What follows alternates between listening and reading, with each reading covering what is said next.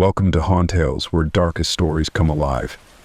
I know many of you tune into these tales to drift off to sleep, so settle in, relax, and get comfortable. Whether you're lying in bed or curled up on the couch, let the whispers of these chilling encounters carry you away. Before we begin tonight's story, be sure to like the video and subscribe to the channel for more spine-tingling tales, and let me know in the comments where are you listening from, and what time is it. I love seeing how far our stories travel. For the best experience, use your headphones, close your eyes, and let every word sink deep into your mind. Now we begin our stories for tonight.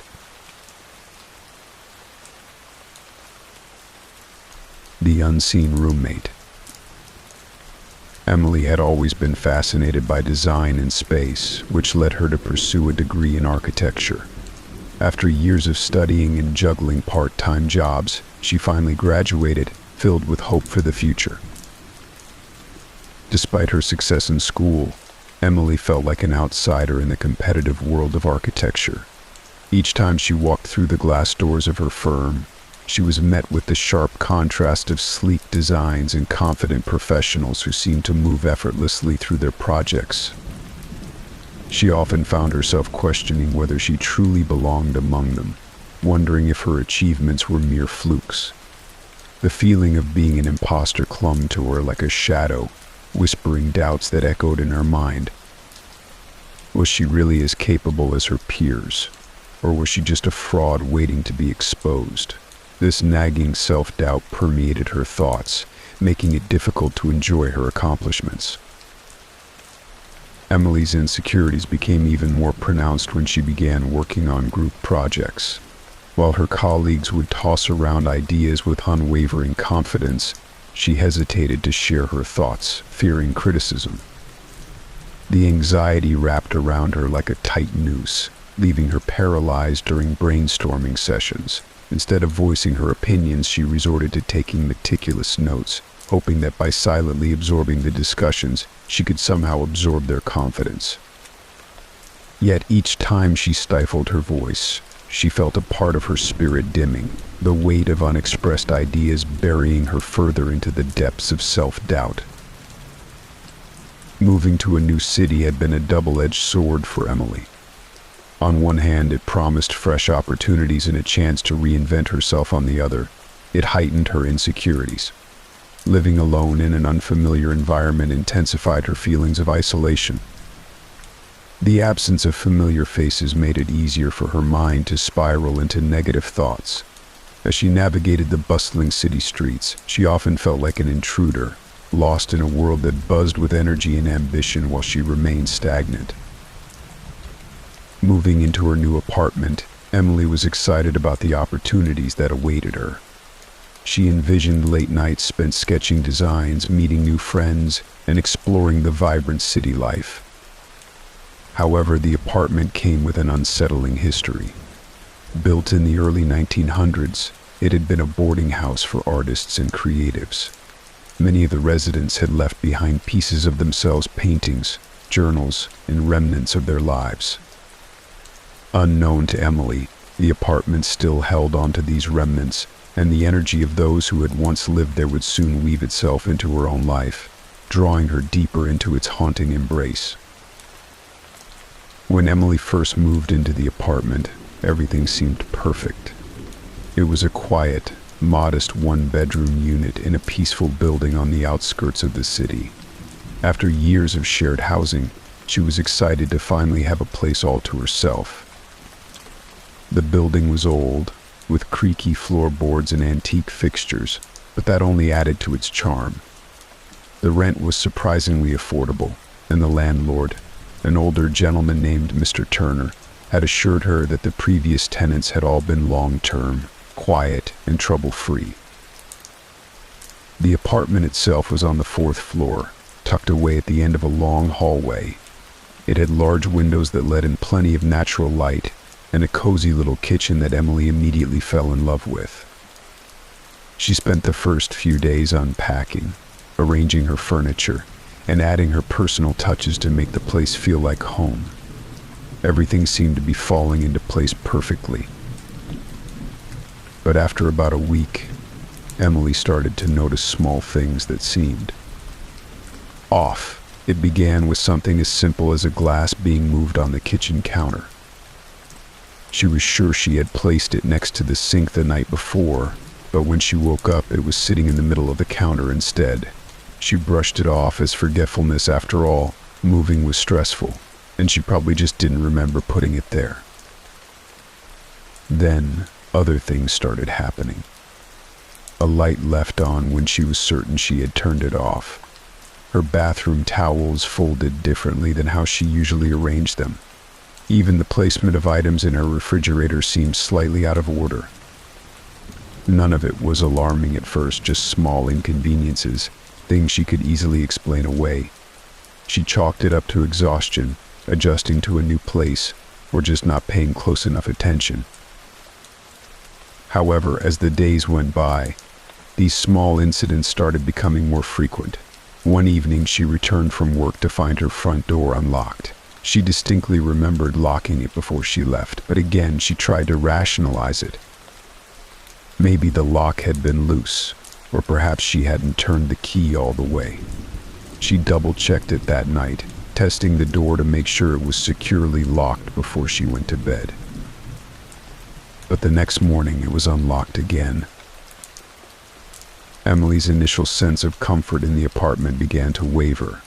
She called the landlord to ask if anyone else had access to the unit, but Mr. Turner assured her that no one else had a key. He even came by to check the locks himself and found nothing wrong with them. It made no sense, but she couldn't shake the feeling that something was off.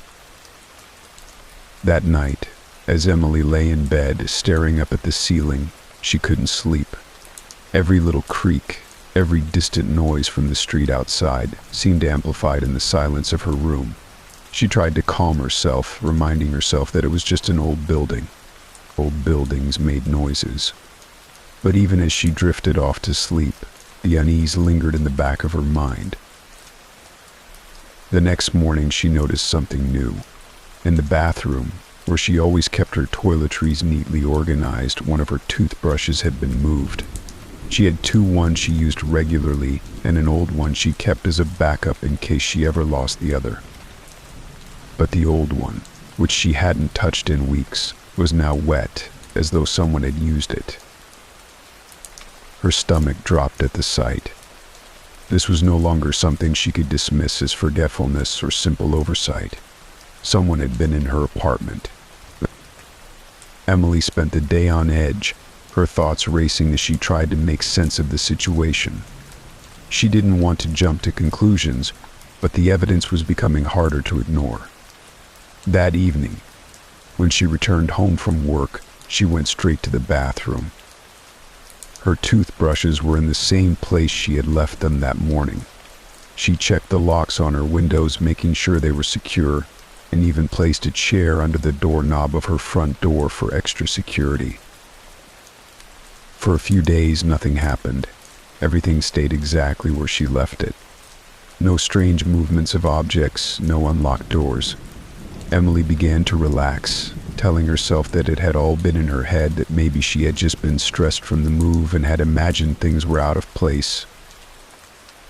But then, one night, as she sat in the living room reading, she heard a noise from the bedroom. It was faint, like the sound of something shifting, but it was unmistakable. Emily's heart skipped a beat. She sat frozen in place, listening intently for any other sounds. When she heard it again, a quiet rustling, she stood up, her breath coming in shallow, quick gasps. Slowly, she made her way down the hallway toward her bedroom, her feet barely making a sound on the wooden floor.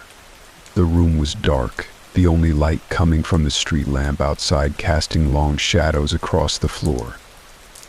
She stood in the doorway, straining her ears for any sign of movement. Nothing. Her heart pounded in her chest as she stepped inside, scanning the room. Everything appeared to be in its usual place, her bed neatly made, her clothes folded on the chair in the corner. But something felt wrong. The air was heavy, as though someone had been in there recently, and the silence was oppressive. She checked the closet, half expecting to find someone hiding inside, but it was empty. After a few minutes, she convinced herself that it had been the wind or maybe a tree branch brushing against the window. She closed the door and went back to the living room, but the uneasy feeling stayed with her for the rest of the night. The following morning, Emily woke up feeling groggy and disoriented. She had barely slept after the incident the night before. As she stumbled into the kitchen to make herself a cup of coffee, she noticed something strange on the counter, a single piece of paper, folded in half. She hadn't left it there. Of that she was certain. Her pulse quickened as she unfolded the note. In scrawled handwriting, it read, "I'm sorry." Emily's breath hitched in her throat. Her mind raced as she tried to process what she was seeing. Someone had been in her apartment, someone who knew how to move without making a sound, someone who was careful, someone who was careful, someone who was sorry. The realization hit her like a punch to the gut. This wasn't just about things being moved or misplaced.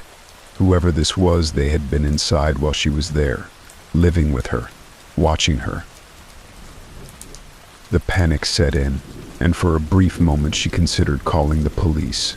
But what could she tell them? That someone had left a note, that her toothbrush had been moved.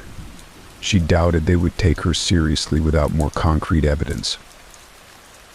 She decided to leave for the day, needing to get away from the apartment to clear her head. But even as she walked through the city, her mind kept replaying the events of the past few weeks, growing more paranoid with each passing moment. The feeling of being watched never left her, no matter how far she walked or how much she tried to distract herself. When she returned home that evening, she felt an overwhelming sense of dread as she approached the door. She hesitated, her hand on the doorknob, before finally gathering the courage to go inside. The apartment was quiet, eerily so. Nothing seemed out of place, but the unease had settled in her bones and she couldn't shake it. That night as she lay in bed, the thought that someone was there with her gnawed at her. She slept with the light on, but even that small comfort did little to ease her fear. Every creak of the building, every shift in the shadows set her on edge.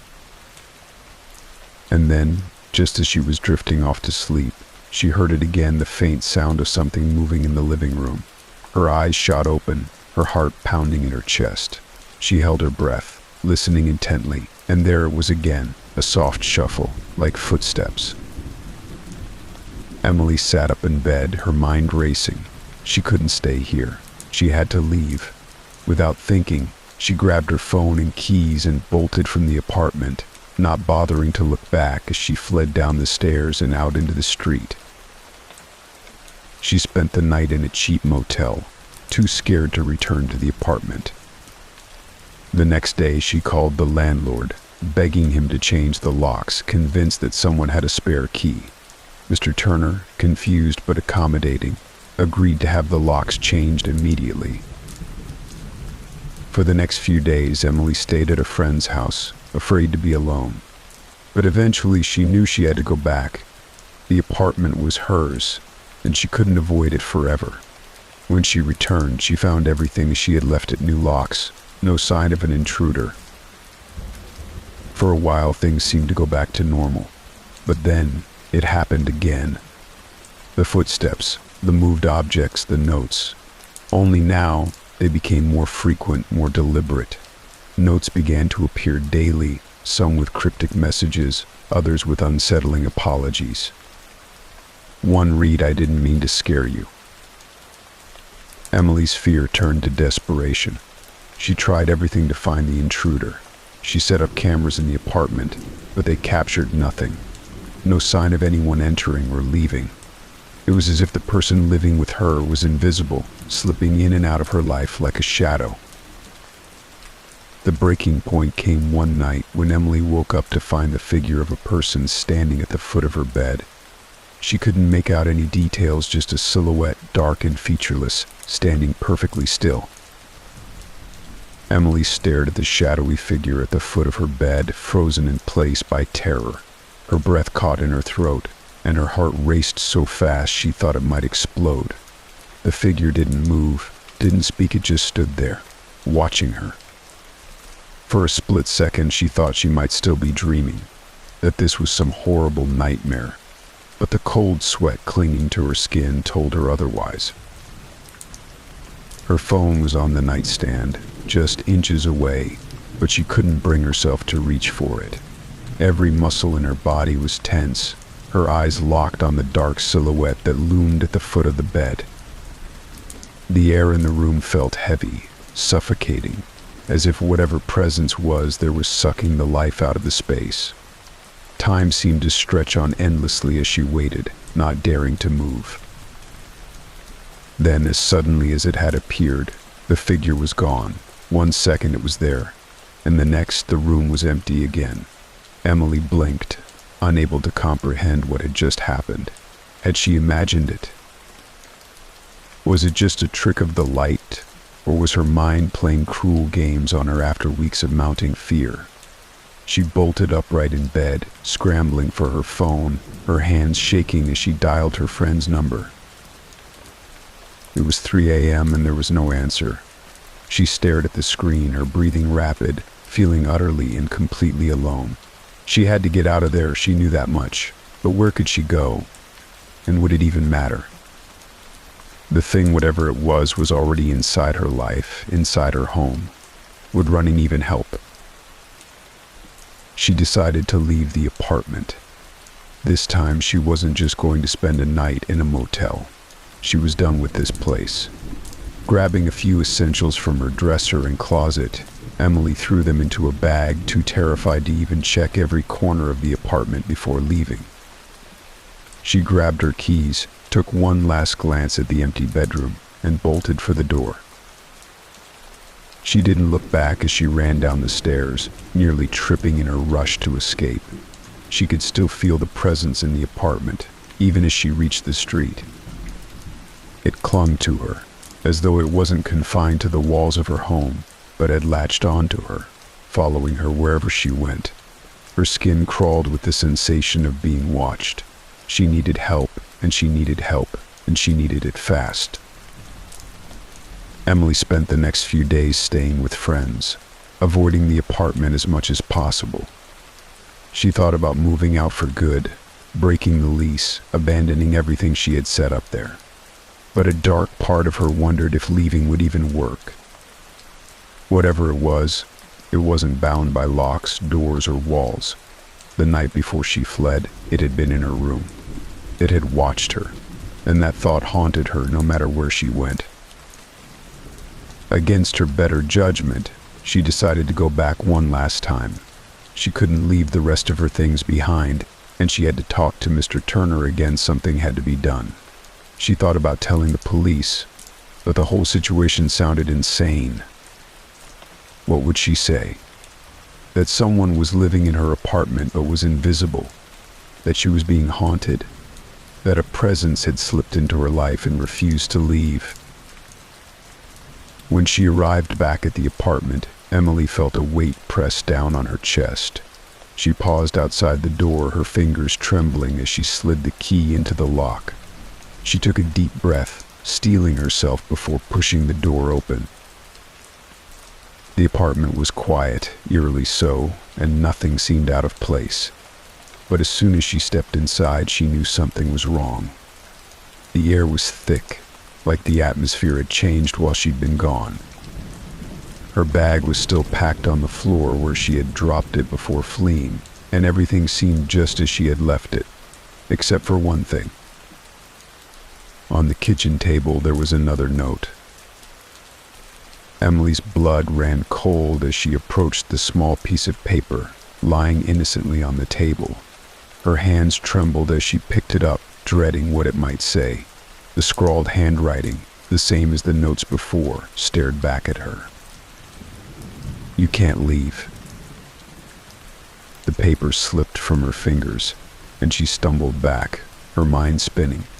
She had been gone for days, and yet, it was still here, She was still trapped in whatever nightmare this was. A sickening feeling rose in her stomach as she realized this presence wasn't just sharing her apartment. It was controlling it. It was controlling her. Desperate, she grabbed her phone and called the landlord. She couldn't stay silent any longer. Mr. Turner picked up on the second ring, and Emily's words tumbled out in a panicked rush. "Mr. Turner, you have to help me. Something's wrong in the apartment. There's someone here, or something. I don't know. I can't explain it, but I think someone's been living here, or watching me. There's notes, and things are being moved.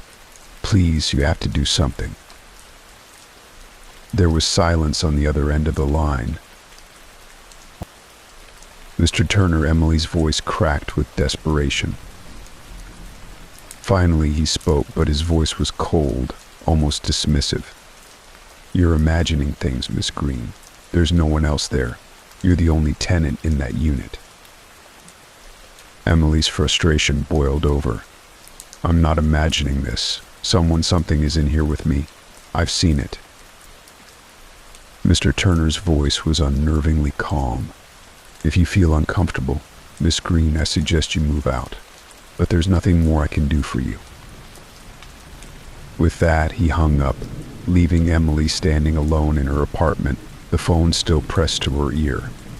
She stared at the phone in disbelief, her heart pounding in her chest. Something was deeply wrong here. She was sure of it now, and no one was going to help her. That night, Emily lay in bed, eyes wide open, staring at the ceiling. The apartment was quiet, but every nerve in her body was on high alert, waiting for anything to happen. She knew it was there. She could feel it, watching her, waiting for her to make a move. And then, just like before, the footsteps began. Slow, deliberate, coming from the living room. This time, though, Emily didn't run. She knew it wouldn't matter.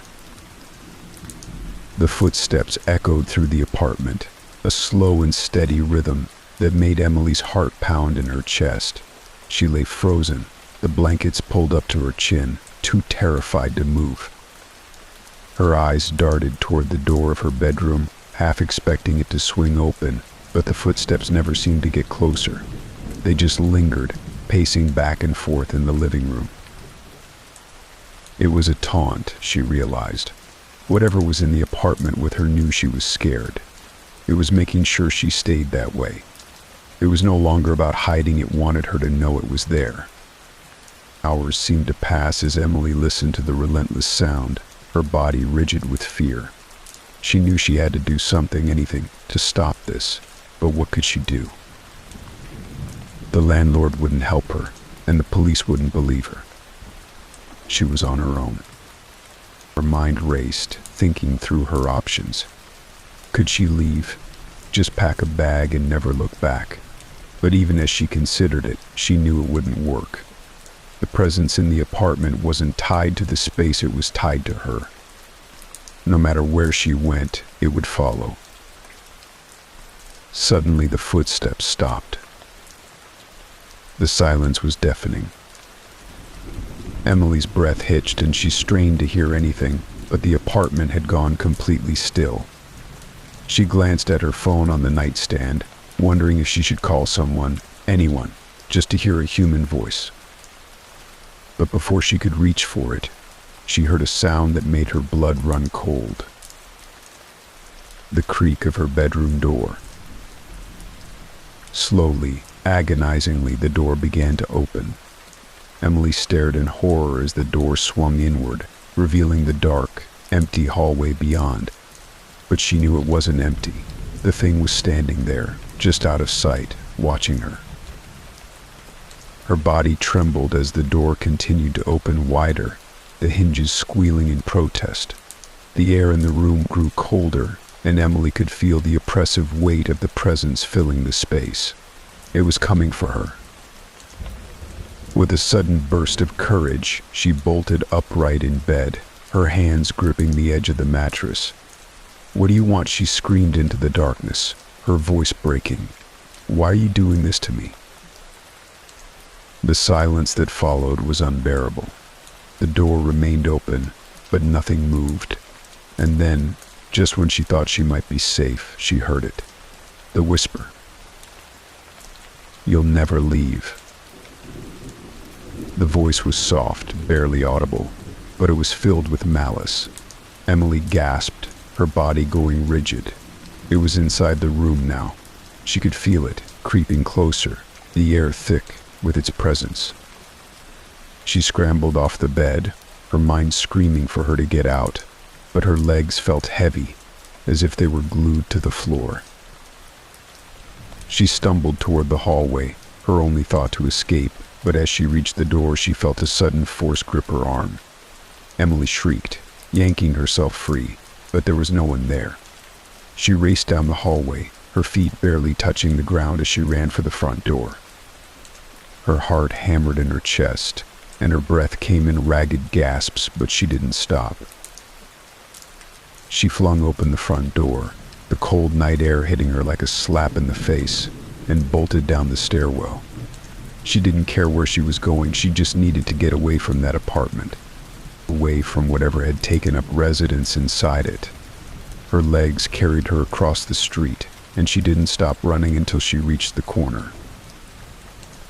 Gasping for breath, Emily leaned against a lamppost, her body trembling with exhaustion.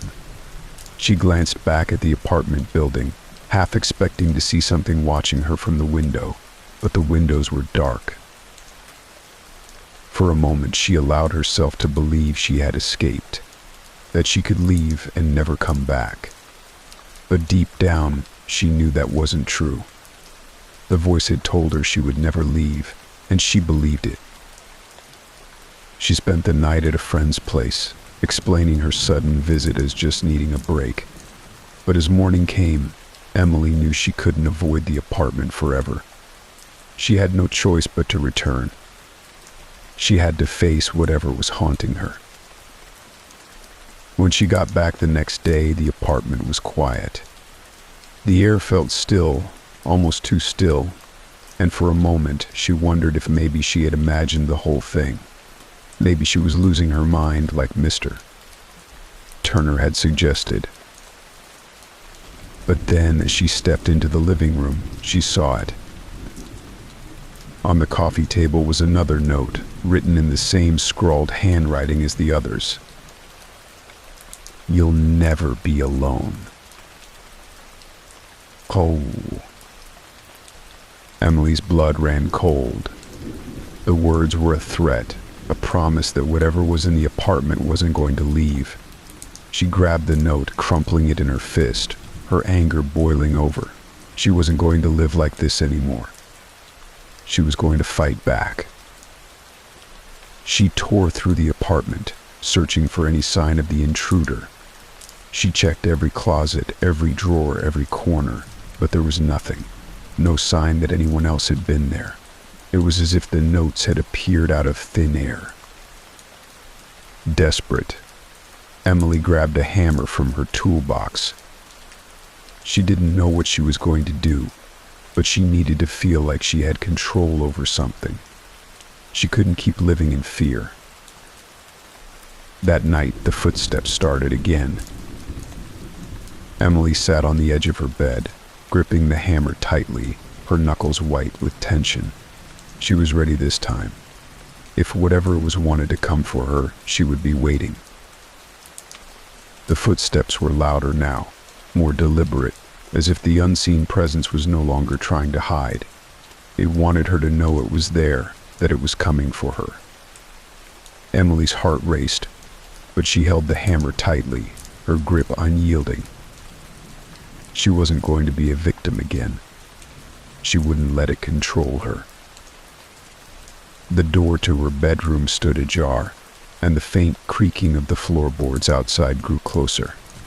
Each step was a deliberate, mocking reminder that she was no longer alone. Emily sat perfectly still, her body tense, waiting for the thing to show itself. The seconds dragged by, each one filled with a crushing sense of dread. The air was thick, oppressive, and it felt like something was watching her from just beyond the door. Suddenly, the footsteps stopped. The silence that followed was deafening, as if the apartment itself was holding its breath. Emily's grip on the hammer tightened, her knuckles turning white. She listened, straining her ears for any sign of movement, but all she could hear was the frantic pounding of her own heart. And then, just as suddenly, the door to her bedroom began to creak open. Emily's breath hitched as the door swung inward, revealing the dark hallway beyond. She could feel the presence there, lurking just out of sight, waiting for her to make the first move.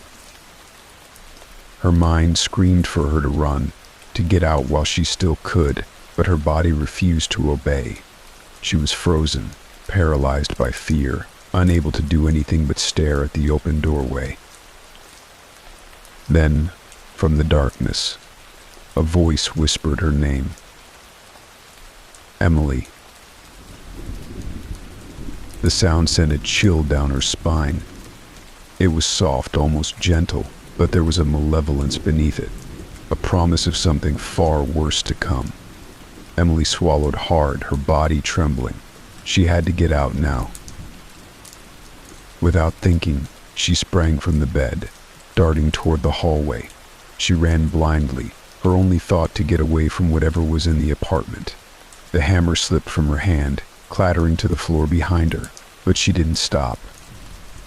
She reached the front door, her fingers fumbling with the lock, her heart hammering in her chest. Just as she managed to yank the door open, she felt it a cold hand gripping her shoulder. Emily screamed, jerking away from the touch and stumbling out into the hallway. She slammed the door behind her, her breath coming in ragged gasps. The apartment felt like it was pressing in on her, suffocating her with its oppressive energy. She had to get out of here. Now. She fled down the stairwell, her feet barely touching the ground as she raced out into the cold night air. Her breath came in quick, panicked bursts, and she didn't stop running until she was halfway down the block, the streetlights casting long shadows around her. She glanced back at the apartment building, half expecting to see something standing in the window, watching her, but the windows were dark and empty. Emily stood there for what felt like hours, trying to calm the frantic beating of her heart. She knew she couldn't go back, not now, not after what had just happened. She needed a plan, a way to get rid of whatever was haunting her apartment. But for tonight, she just needed to be somewhere safe.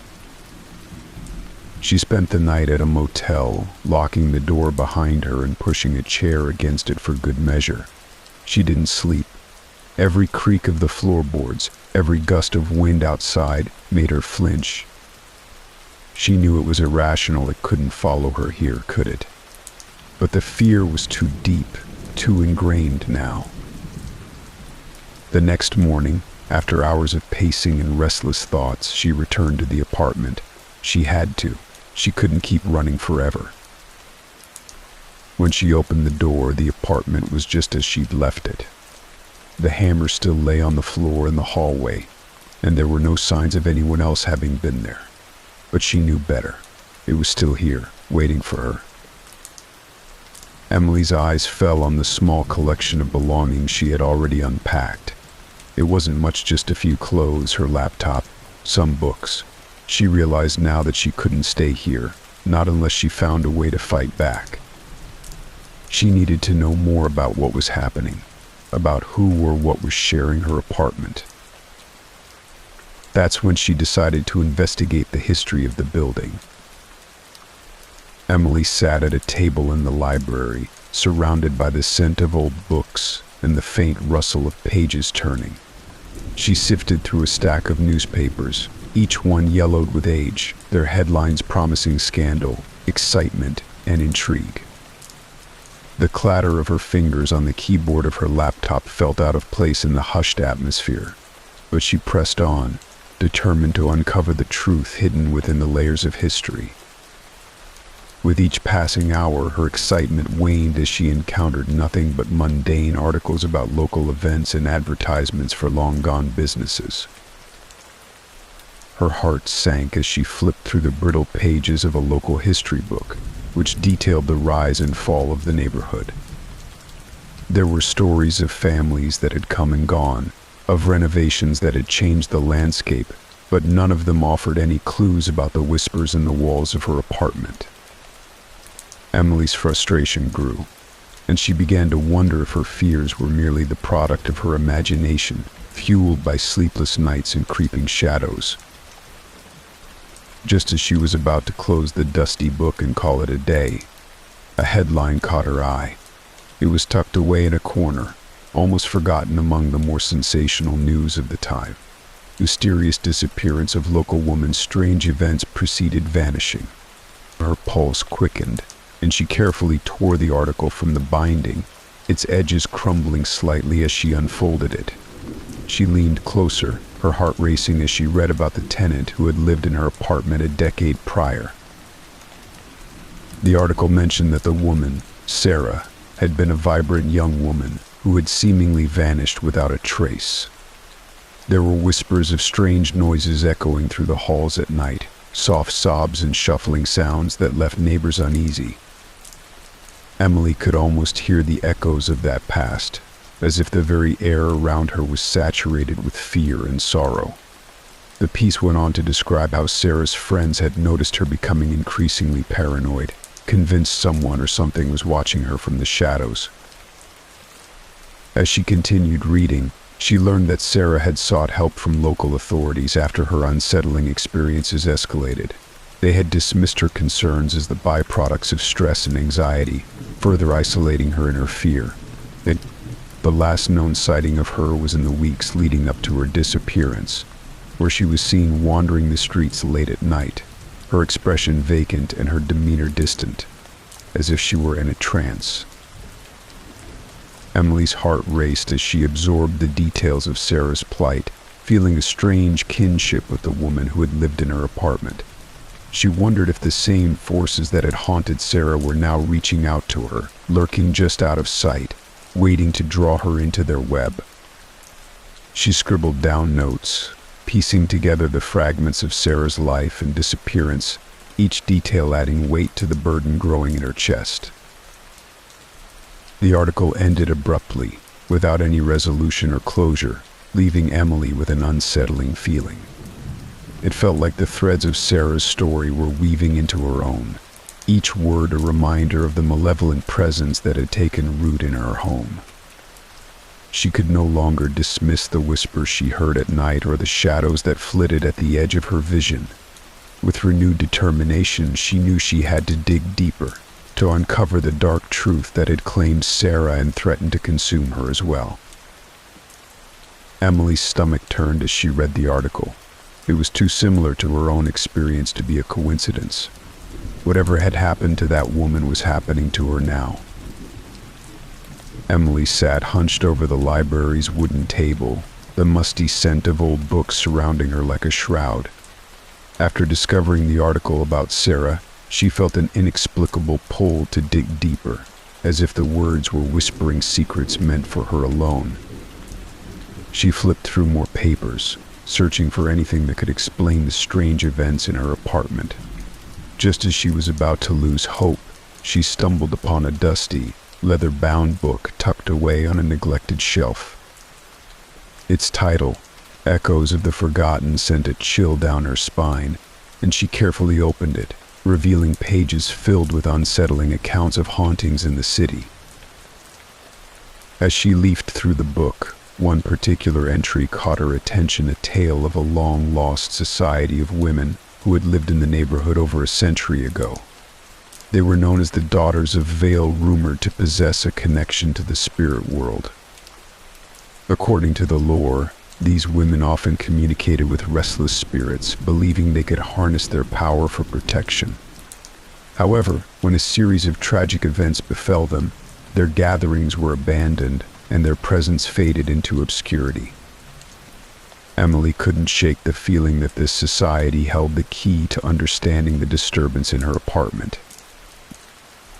The book also recounted strange happenings tied to the building's history.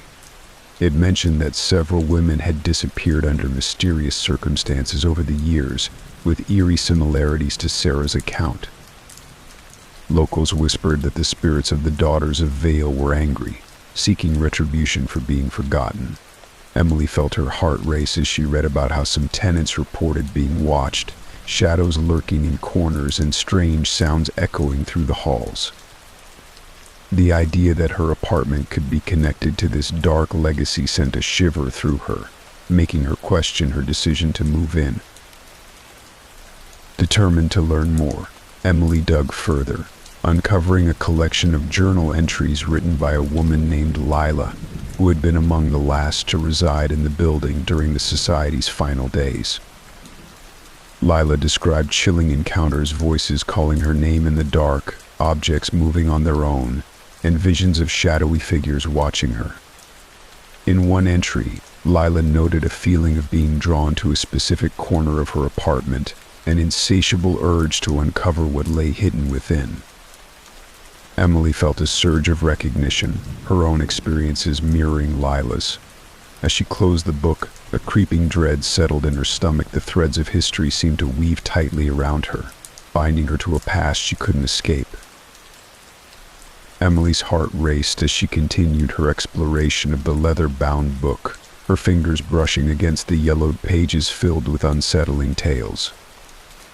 Each story was a chilling reminder of the women who once inhabited her apartment, their fates intertwined with shadows lurking just beyond the veil of the living. As she turned the pages, she began to notice a recurring theme each tale described, not only the hauntings but also the struggles of the women who had lived there. These accounts revealed their vulnerabilities, from unrequited love to failures in their aspirations, echoing with the fear of being forgotten. One particularly haunting passage detailed the tragic fate of a woman named Mary, who had poured her soul into her art only to see it dismissed by critics. The day after her last exhibit, she vanished without a trace. The journal suggested that her spirit lingered, weakened by the weight of her unfulfilled dreams, as if the very act of losing herself and her insecurities had invited the shadows to claim her. Emily felt a pang of empathy for Mary, recognizing how easily doubt could seep into her own heart, festering like an unseen wound. As she read on, Emily encountered accounts of whispers that seemed to stalk the women in their darkest moments. Some reported hearing faint voices echoing their deepest fears, those unspoken doubts that curled around their minds like tendrils of smoke. It felt as if the spirits were woven into the fabric of the apartment, drawn to moments of despair, amplifying the doubts that lingered in the shadows. Emily shivered at the thought, her own self-doubt beginning to surface, the haunting echo of her insecurities reverberating within her. The book's entries often hinted at a connection between the women's personal struggles and the increasing power of the apparitions. The words danced across the pages, alluding to an unholy bond formed in times of distress, where the living and the dead intertwined in a tragic embrace. In one account, a tenant described a shadowy figure that seemed to mirror her failures, its presence looming closer whenever she faltered in her work. Each failure appeared to strengthen the figure, its dark form feeding off her disillusionment until it became a suffocating force in her life. Emily felt a chill creeping up her spine as the implications settled over her like a heavy fog. She realized the stories were not just cautionary tales, they served as reflections of her own life. The air was thick with the weight of their experiences, the burden of carrying dreams and doubts that echoed through time. Each account resonated deeply with her, striking chords of recognition that made her heart race. As she closed the book, Emily felt a weight pressing down on her chest, a realization dawning that the ghosts of the past might not just be seeking to frighten her. They were woven into her own fears, quietly observing and waiting. The air felt thick with anticipation, as if the very walls of the library were closing in around her, urging her to confront not only the history of her apartment but also the silent anxieties that had followed her since childhood. Gripping the book tightly, She knew she needed to tread carefully, for the shadows were lurking, waiting for any sign of weakness to exploit. She hurried back to the apartment, her mind racing. She didn't know what she would do with this information yet, but at least she wasn't imagining things. There was something that had been here for years, and it wasn't going to leave on its own. That night, as she lay in bed, Emily tried to convince herself that she could fight this, that she wouldn't let whatever was in the apartment win. But deep down, she knew it was only a matter of time before it came for her again. As the hours passed, the apartment grew colder, the silence thicker. Emily stared at the ceiling, unable to sleep, waiting for the inevitable. And then, just as she started to drift off, she heard it again. Emily. The voice was closer this time, right outside her door. Emily's heart seized in her chest. The voice was unmistakable, low, raspy, and filled with an unnatural weight. She didn't move, barely even breathed, lying perfectly still beneath her blankets, as though they could shield her from the presence just outside her bedroom door. She could hear the faint sound of something shifting in the hallway, soft and deliberate, as though it were waiting for her to respond. She thought about running again, but where would she go? She had already tried leaving. It had come back. It was a part of this apartment, a part of her now. The realization struck her like a cold gust of wind. No matter where she went, it would follow. The thought paralyzed her with fear. The door creaked, just slightly, as if something brushed against it from the other side. Emily felt her pulse quicken, her body rigid with terror. She knew she couldn't keep hiding like this, but confronting it felt like walking into the jaws of some hungry, unseen beast. What was it? Why was it tormenting her? Gathering whatever strength she had left, she forced herself to sit up in bed. The darkness of the room seemed to close in around her as her feet touched the cold floor. Her eyes locked on the door. The faint shadow beneath the gap at the bottom flickered, like someone or something was standing there waiting. Emily. The voice was louder now, more insistent, but still carrying that same malevolent undertone.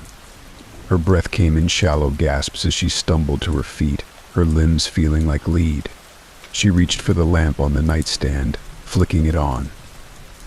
The soft light spilled across the room, pushing back the shadows, but it did little to quell the mounting dread in her chest. With trembling hands, she moved toward the door. She had to see it, whatever it was. She had to face it. She took a deep breath and grasped the doorknob, her fingers slick with sweat. Slowly, she turned it, the door creaking open inch by inch. The hallway stretched out before her, bathed in the dim light from a nearby street lamp, filtering through the window. There was nothing there, no shadowy figure, no lurking presence, just the quiet emptiness of her apartment. But she knew better. She could still feel it, the weight of its gaze pressing down on her, hiding just beyond her sight.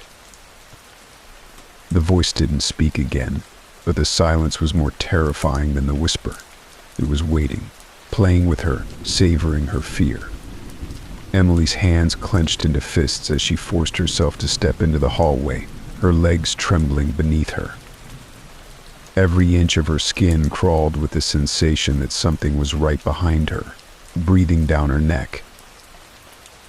The hallway felt impossibly long, as though the walls were closing in on her with each step.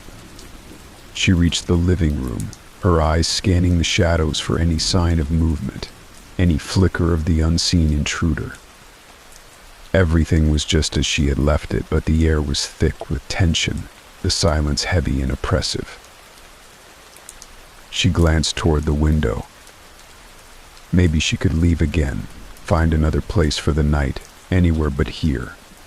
But a part of her knew that wasn't the answer. She couldn't keep running.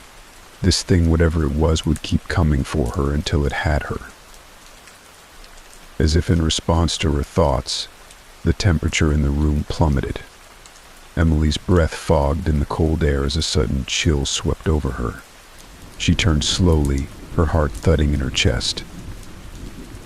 The figure stood in the far corner of the room, barely visible in the shadows. It was tall, its form shrouded in darkness, but there was no mistaking it this time. It was here. She could see it now fully. Its eyes, if it had any, were locked on her, watching her every movement. Emily's mouth went dry as the figure took a step forward, its body shifting unnaturally, like it was gliding rather than walking. The sense of being hunted, of being prey, overwhelmed her, and she stumbled back, her hands searching for something, anything to defend herself with. But there was nothing. Emily. The voice slithered through the room again, wrapping around her like a noose. She backed up against the wall, her heart hammering in her chest. The figure drew closer, its presence suffocating, its darkness swallowing the light. She couldn't escape this time. It had come for her, and there was nowhere left to run. Her mind screamed at her to move, to fight, but her body was frozen, locked in place by the sheer force of the terror coursing through her veins. The figure stopped mere inches from her, its face, or what should have been its face, hovering just above hers. The air was so cold now that her skin felt like it was burning. The figure reached out, its shadowy hand extending toward her. Emily braced herself, every muscle tensing as the icy fingers grazed her skin. Suddenly everything went black. Emily awoke with a start, her body drenched in sweat, her heart pounding in her chest. She was back in her bed, the apartment eerily silent once again. It had been a dream, no, a nightmare, but it felt too real, too vivid. She sat up, her hands shaking, and looked around the room. Everything was exactly as it had been before. There was no sign of the figure, no whispering voice, but the feeling of dread lingered, gnawing at the edges of her mind. Something was wrong. This wasn't over. She glanced at the clock. It was nearly dawn. Had she really slept through the night? She didn't remember falling asleep, but here she was back in her bed. Had it done something to her? Her gaze fell on the door. It was closed now, though she distinctly remembered leaving it open when she had ventured into the hallway. A cold sweat broke out across her skin. She wasn't alone. Summoning every ounce of courage, Emily threw back the covers and got out of bed. She had to know what was happening. She couldn't keep living like this, trapped in this nightmare.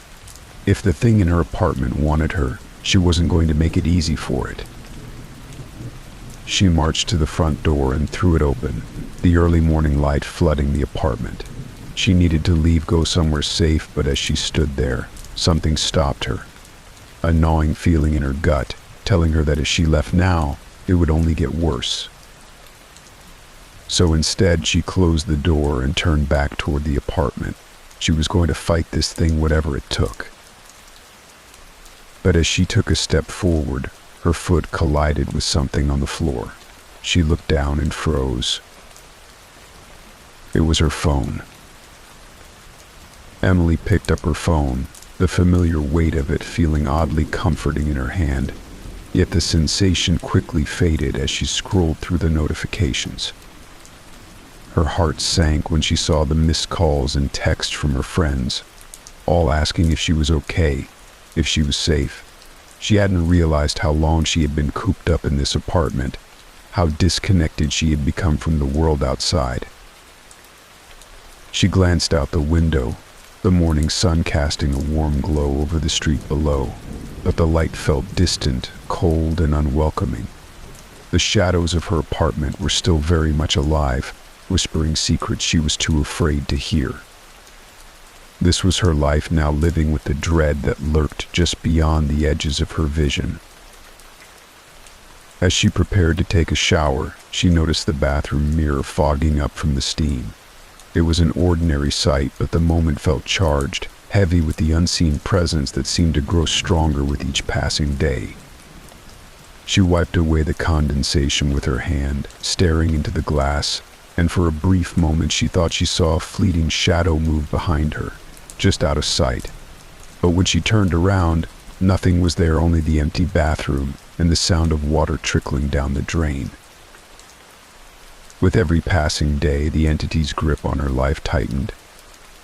Emily had come to understand that this was no ordinary haunting. It was a manifestation of her own fears and insecurities, brought to life by the isolation of her new apartment.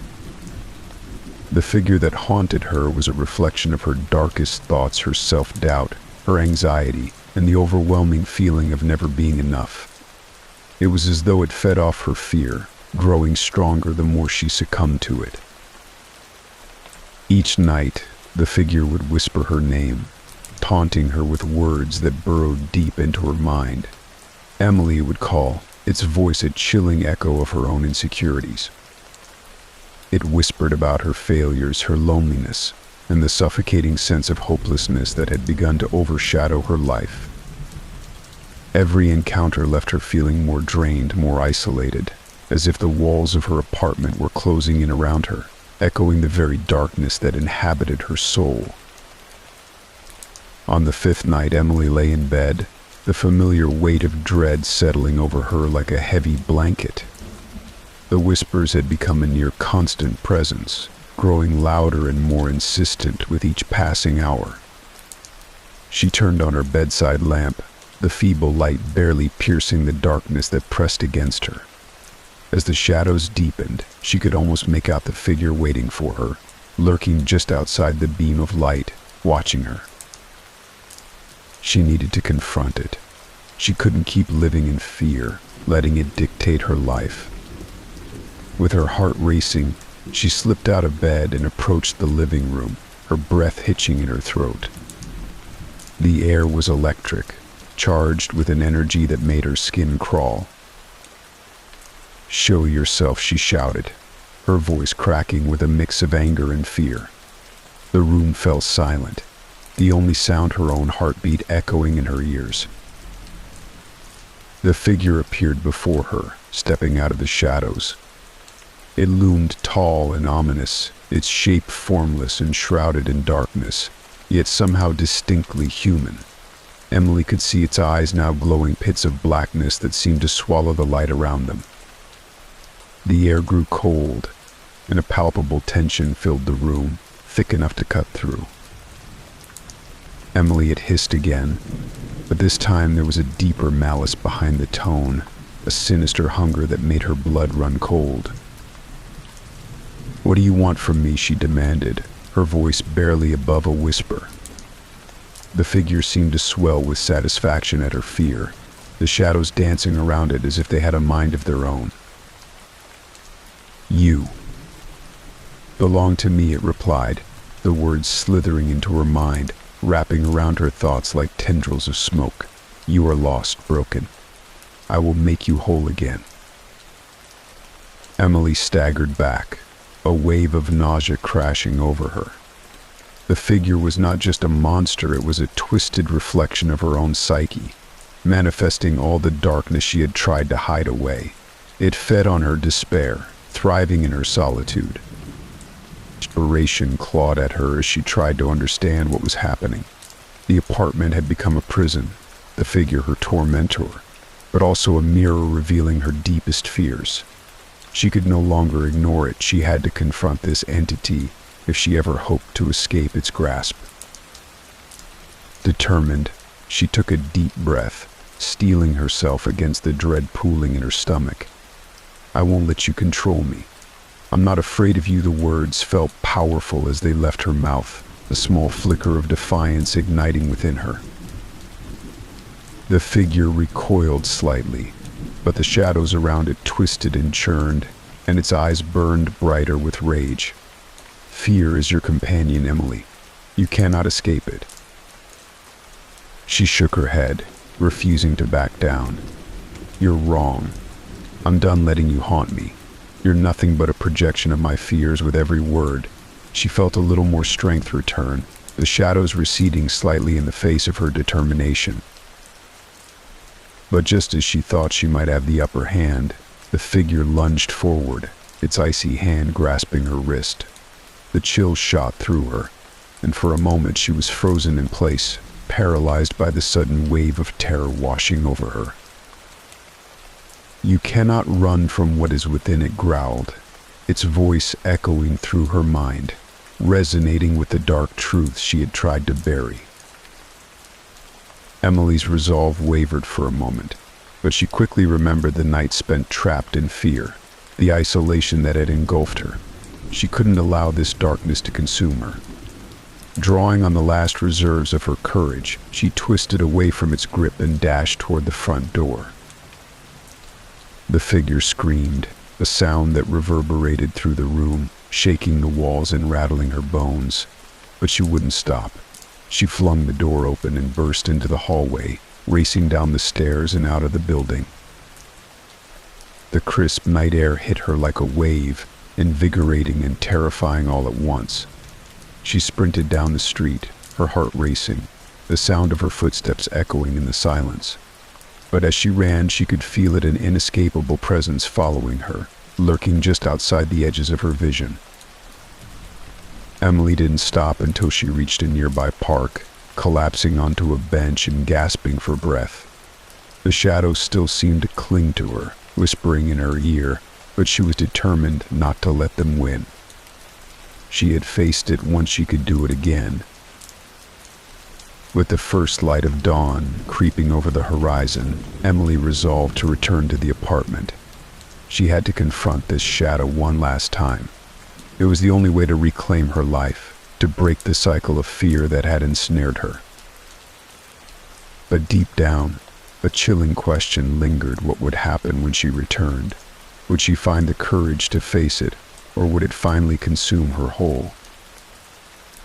As she made her way back, the familiar weight of dread settled over her once again. The apartment loomed before her, the windows dark and foreboding. She stepped inside, determination pushing her forward. But as the door clicked shut behind her, the atmosphere shifted. The shadows danced along the walls, flickering like flames, and the figure was waiting for her, standing in the middle of the living room. The air crackled with tension, the silence deafening. "You returned," it hissed, the satisfaction in its voice sending a chill down her spine. "I'm not afraid of you," Emily shouted, her voice steady despite the fear bubbling just beneath the surface. "You cannot escape," it whispered, its voice wrapping around her like a snake. "You are bound to me now." The darkness surged forward, swallowing her whole, and for a brief moment, Emily felt as if she were falling. But she refused to give in. She had to fight. With a deep breath, she centered herself, reminding herself of the strength she had found in the face of fear. "No, I will break free." The shadows quivered as she pushed against the darkness, her willpower shining like a beacon in the gloom. "I am more than my fears." But as she confronted the figure, it began to change, shifting and writhing, the darkness swirling around it until it took the shape of a mirror, a dark, reflective surface that pulsed with energy. "Look into the abyss," it whispered. "See the truth." Emily stepped closer, drawn in by the figure's command. She could feel the weight of her own insecurities pressing down on her, but this time she wouldn't let them win. She stared into the darkness of the mirror, focusing on the shapes that danced within the versions of herself she had tried to hide. "You are nothing without me," the figure taunted, its voice echoing through her mind. "No," she screamed, the sound of her defiance echoing in the silence. "I define who I am." With every ounce of strength she had left, Emily plunged her hands into the mirror's surface. The darkness surged around her, trying to pull her under, but she fought back, refusing to be swept away. The shadows screamed as she pushed against them, the mirror cracking and splintering under the weight of her will.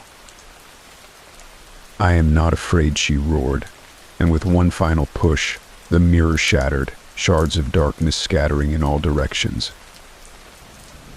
The apartment shook, the walls quivering as the entity's grip finally loosened.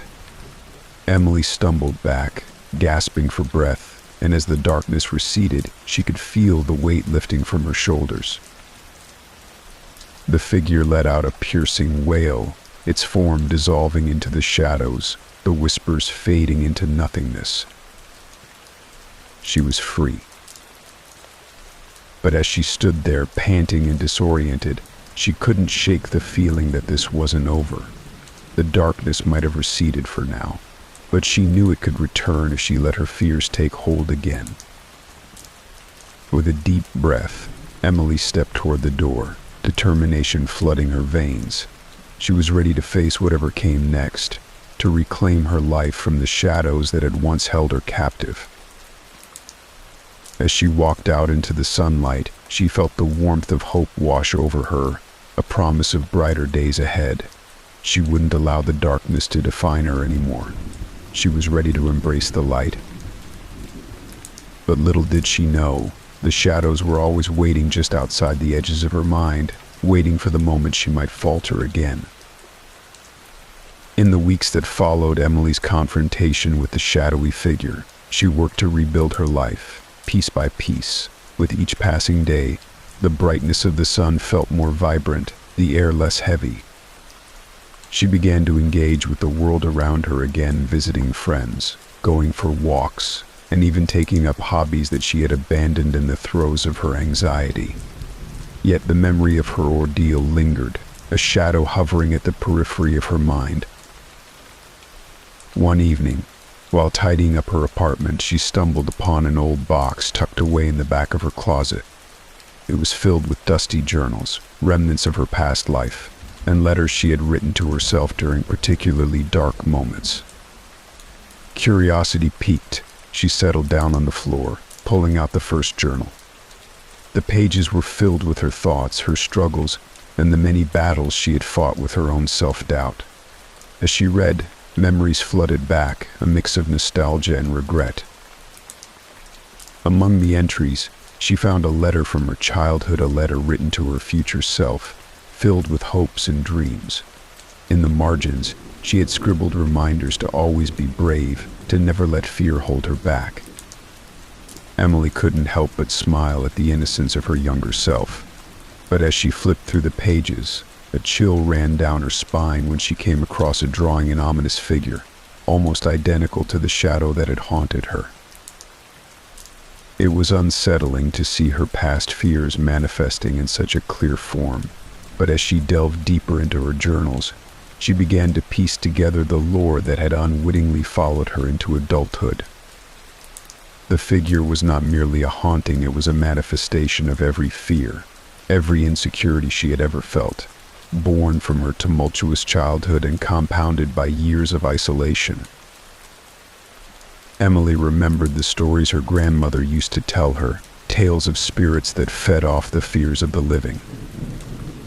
They were said to latch onto a person's insecurities, growing stronger as the individual struggled with self-doubt and despair.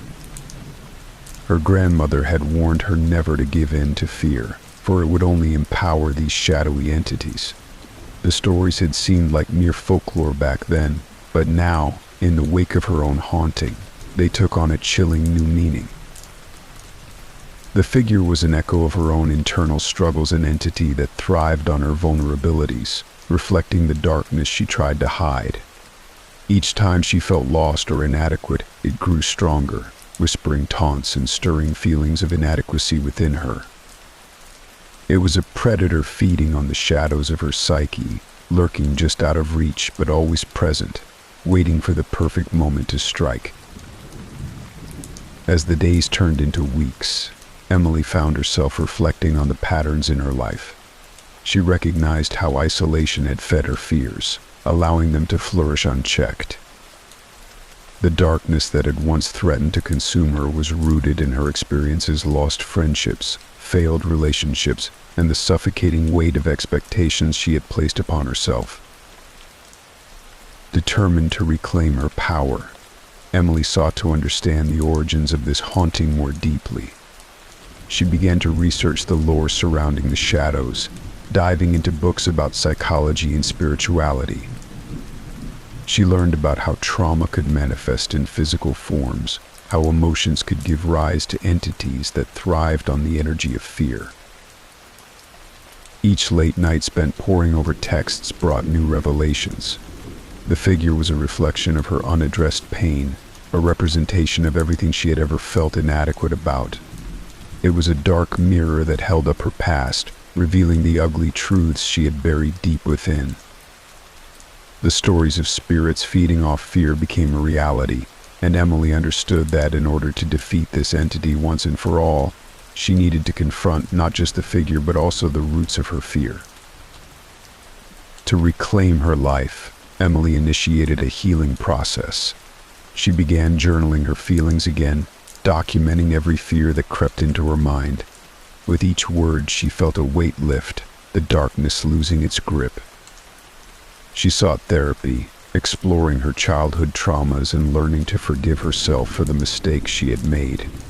She reached out to old friends, mending relationships that had frayed over time. With every step she took, she felt the shadow grow weaker. The whispers faded, replaced by the empowering voice of her younger self, reminding her of her strength. Emily embraced meditation and mindfulness, learning to ground herself and face her fears head-on rather than allowing them to fester. One night, as she meditated in her living room, she felt the air shift. A chill ran through her, but instead of fear, she welcomed the sensation, remembering the power she had gained. "I know you," she said aloud, her voice steady. "You are a part of my past, but you do not control my future." In that moment, she could sense the figure again, lurking just outside her vision. But instead of shrinking back in fear, she leaned into it, confronting the shadow. "I will not be defined by you anymore. You are not my enemy, you are a part of my journey, and I choose to let you go." The darkness flickered, and for the first time it felt like it was losing its hold on her. Emily felt a warmth spread through her, an undeniable sense of empowerment. She understood now that fear would always exist, it was a part of being human. But she had the strength to face it, to acknowledge it without allowing it to consume her. As she continued her journey of healing, the shadow began to dissipate. The whispers grew quieter, replaced by an inner dialogue of strength and resilience. Each day was a step forward, and with each step she felt lighter, the burden of fear lifting from her shoulders. In her heart, Emily knew that while the darkness might always linger at the edges, she had the tools to keep it at bay. She would no longer live in fear of her own reflection, no longer allow the shadows to dictate her life. One evening, standing at her window and watching the sunset paint the sky with hues of orange and pink, Emily felt a profound sense of peace. She turned away from the fading light, ready to embrace whatever came next with open arms. The journey was not over. She understood that her relationship with fear would evolve, but in that moment she felt liberated. She had faced the unseen roommate, had wrestled with her inner demons, and had emerged victorious. And though the shadows might always be a part of her story, they would no longer be the narrative. Emily was ready to write a new chapter, one filled with hope, resilience, and the promise of brighter days ahead.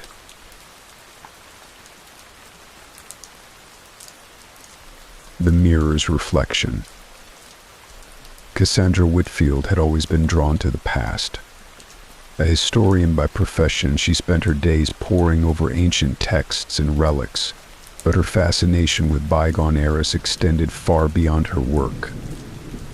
Her home, a modest yet charming Victorian townhouse on the outskirts of the city, was filled with antiques she had lovingly collected over the years, each piece a remnant of a time long forgotten. The high ceilings, faded wallpaper, and creaky wooden floors of her home made it feel as if she were living in a museum, a sanctuary of history. It was the perfect place for someone who preferred the quiet elegance of yesteryear over the chaos of modern life. The neighborhood where Cassandra lived was peaceful, lined with towering oak trees and narrow cobblestone streets that whispered of old secrets. It was the kind of area where time seemed to slow down, where the hustle of the city felt distant, even though it was just a short walk away. Her weekends were often spent wandering through this area, stopping at second-hand shops and estate sales, always on the hunt for something that resonated with the past. It was during one of these strolls that she found herself on Brook Street, a narrow, unassuming lane that most people passed without a second glance. At the far end of Brook Street stood a small, crumbling building, its once bright paint now peeling away to reveal the weathered brick underneath. It was easy to miss, nestled between larger, more modern shops, but Cassandra had always had a knack for finding places like this. The sign above the door was barely legible, its faded letters spelling out curiosities and relics. The windows were clouded with dust, and the faint light inside made it impossible to see what lay beyond. Intrigued, she pushed open the heavy door, a bell tinkling faintly as she stepped inside. The shop was dimly lit, its air thick with the scent of old paper, wood, and a hint of something musty. Every surface was covered with objects, tattered books stacked in precarious piles, tarnished brass lamps, and clocks that had long since stopped ticking. The walls were lined with paintings, their frames chipped and gilded, depicting scenes of far-off lands and forgotten times. A faint layer of dust coated everything, as if the shop itself was frozen in time. The atmosphere was oppressive, yet it beckoned her to explore further, to uncover the stories hidden within the clutter. Behind the counter sat the shop's owner, an elderly man with wild gray hair and glasses that seemed far too large for his face. He looked up as Cassandra entered, his pale blue eyes sharp despite his frail appearance. His clothes were as worn as the items in his store, a threadbare vest over a yellowed shirt, and his hands were speckled with age spots. He didn't say a word as she began to browse, simply nodding in acknowledgement before returning to his task, carefully dusting off an ancient vase. His presence was unsettling, yet somehow fitting for a place like this. Cassandra walked slowly through the aisles, her fingers brushing over the surfaces of old books and odd trinkets as she passed. There were items from all over the world: Chinese jade carvings, Egyptian scarabs, and even a cracked Venetian mask that seemed to smile eerily at her. The shop felt like a collection of memories, each object steeped in a past life, waiting for someone to rediscover its purpose. She couldn't help but feel a strange sense of excitement, as if she was on the verge of finding something truly special, something meant just for her. The further she wandered into the shop, the darker it seemed to grow. Shadows gathered in the corners, and the light from the single bulb overhead flickered occasionally, casting long, distorted shapes across the floor. It was in the farthest corner of the shop, hidden beneath a tattered sheet, that she saw it. The mirror. Its frame was carved from dark wood, with patterns so intricate they seemed to weave in and out of one another, forming strange shapes that made her eyes ache if she stared too long. It was beautiful, yet there was something unsettling about it, something that made her hesitate before stepping closer. The glass of the mirror was smudged with dust, but even through the grime it seemed to shimmer faintly, almost as if it was reflecting a light that wasn't there. Cassandra found herself drawn to it, her heart pounding softly in her chest as she reached out to pull the sheet away. The carvings along the frame seemed to writhe under her touch, as if the wood itself was alive. She couldn't explain why, but she felt a deep, inexplicable connection to the object, as though it had been waiting for her. calling to her across time. She turned to the shop owner, who was watching her intently now, his gaze unreadable. "How much for the mirror?" she asked, her voice barely above a whisper. He hesitated for a moment before answering, his voice gravelly and low. "It's not for sale." The words hung in the air between them, heavy with something unsaid. But Cassandra wasn't one to give up easily.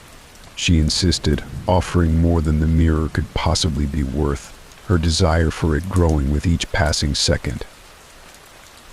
After a long pause, the old man sighed, shaking his head as though he knew something she didn't. "Take it," then he muttered, his voice barely audible. "But don't say I didn't warn you." His words sent a chill down her spine, though she couldn't quite understand why. She should have listened.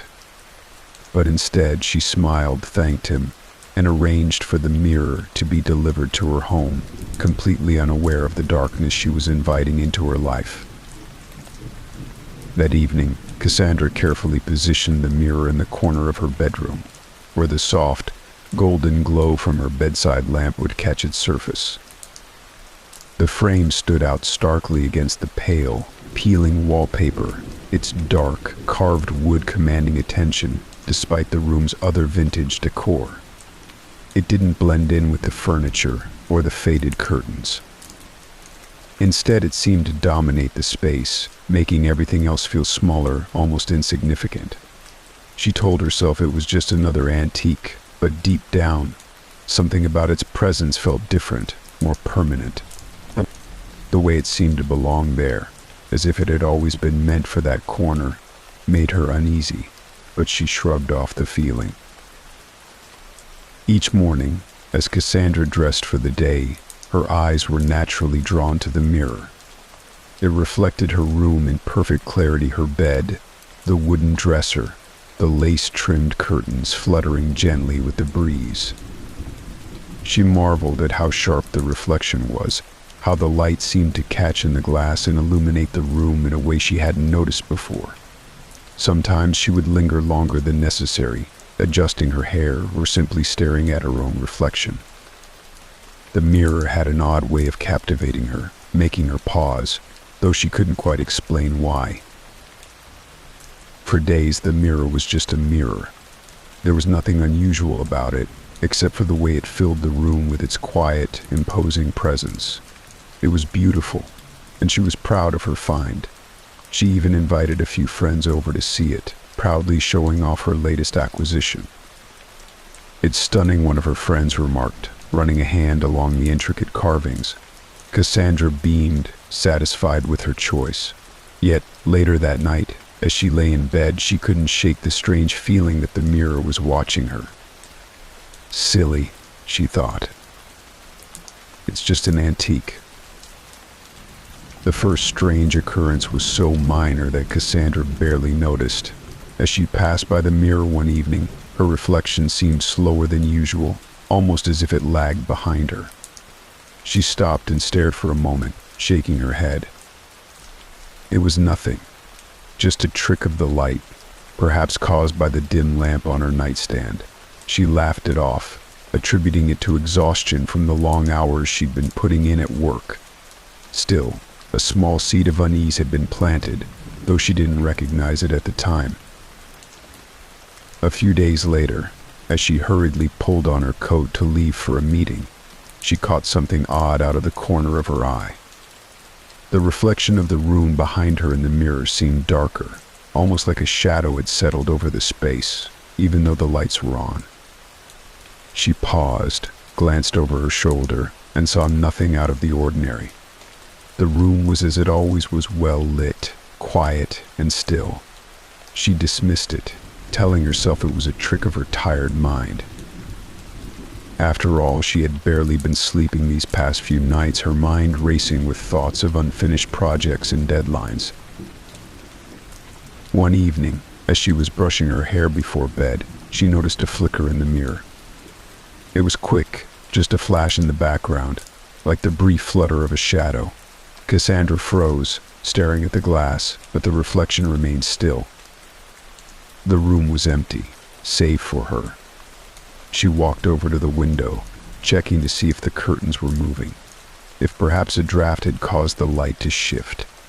Nothing. She shook her head, brushing off the strange moment. She had been staring at the mirror too long, that was all. Fatigue played tricks on the eyes.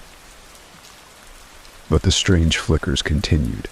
Small movements in the reflection, barely noticeable, but just enough to catch her attention.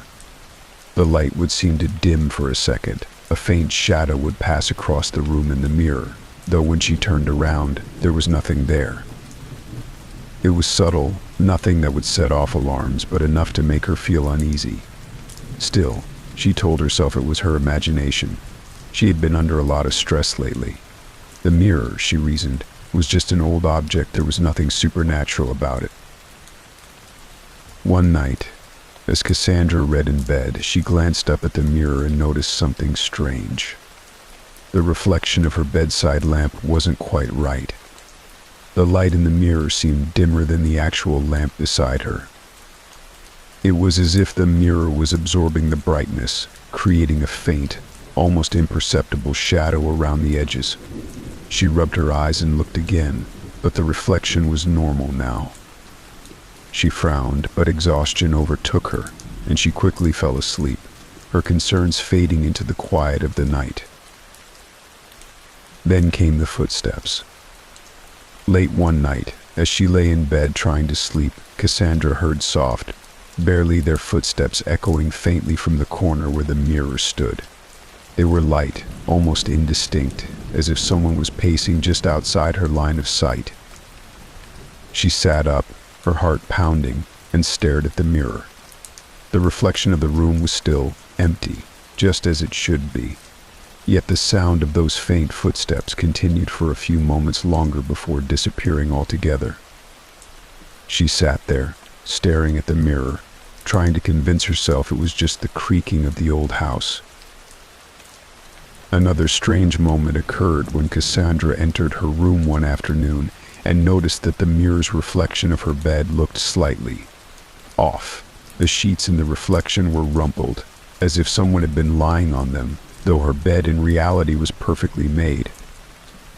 She blinked, and the reflection returned to normal, the smooth, unruffled bedspread staring back at her. Her stomach churned with unease, but she quickly busied herself, folding laundry and pushing the oddity from her mind. The next morning, as she stood in front of the mirror getting dressed, she thought she saw something move behind her, a quick, darting shadow. She turned around swiftly, but the room was empty. Her heart thudded in her chest, her breath quickening. It was nothing, she told herself. Just a trick of the light, the angle of the sun creeping through the window. But the unease lingered, growing stronger with each passing day, like a faint whisper in the back of her mind that refused to be silenced. Soon it wasn't just fleeting shadows or dim lights. Sometimes when Cassandra passed the mirror, she felt as though the room's reflection was just a little different from reality. The colors seemed duller, the shadows deeper. It was subtle and easy enough to dismiss at first. She convinced herself it was her tired mind playing tricks on her, perhaps even a side effect of the stress she had been under lately.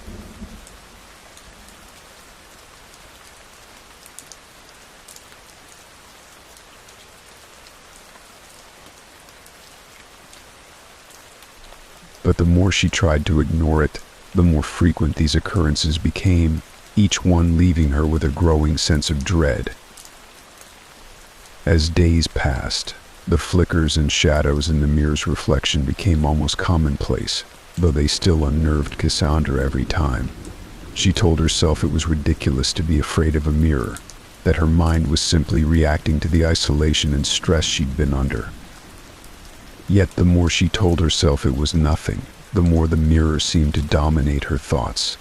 It was always there, in the corner of her vision, a silent, dark presence that seemed to be watching her every move. Cassandra's nights became restless.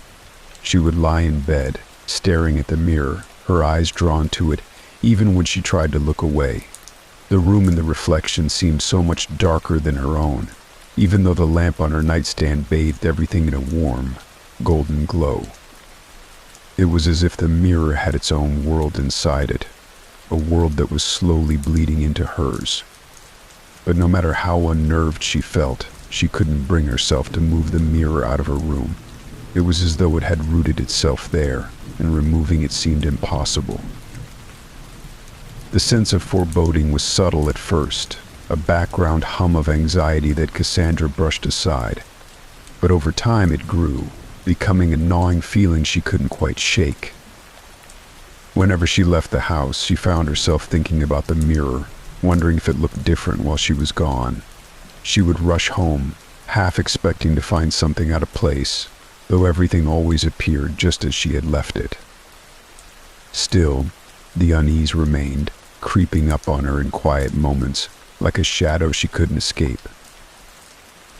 Even when Cassandra was out with friends or at work, she found herself distracted, her thoughts drifting back to the mirror.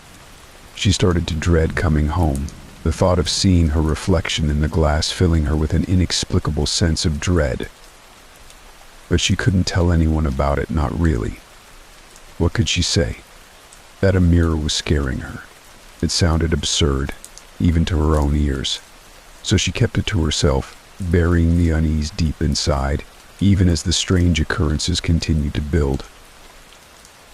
One evening, as she prepared for bed, the mirror drew her gaze once more. At first glance, everything seemed normal, but then she noticed her reflection again.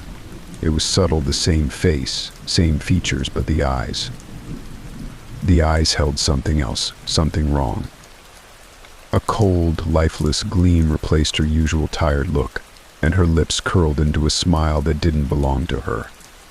It was the kind of smile that hinted at something hidden, waiting. Cassandra blinked hard, trying to clear her mind, and when she looked back, her reflection had returned to normal, her expression blank once more.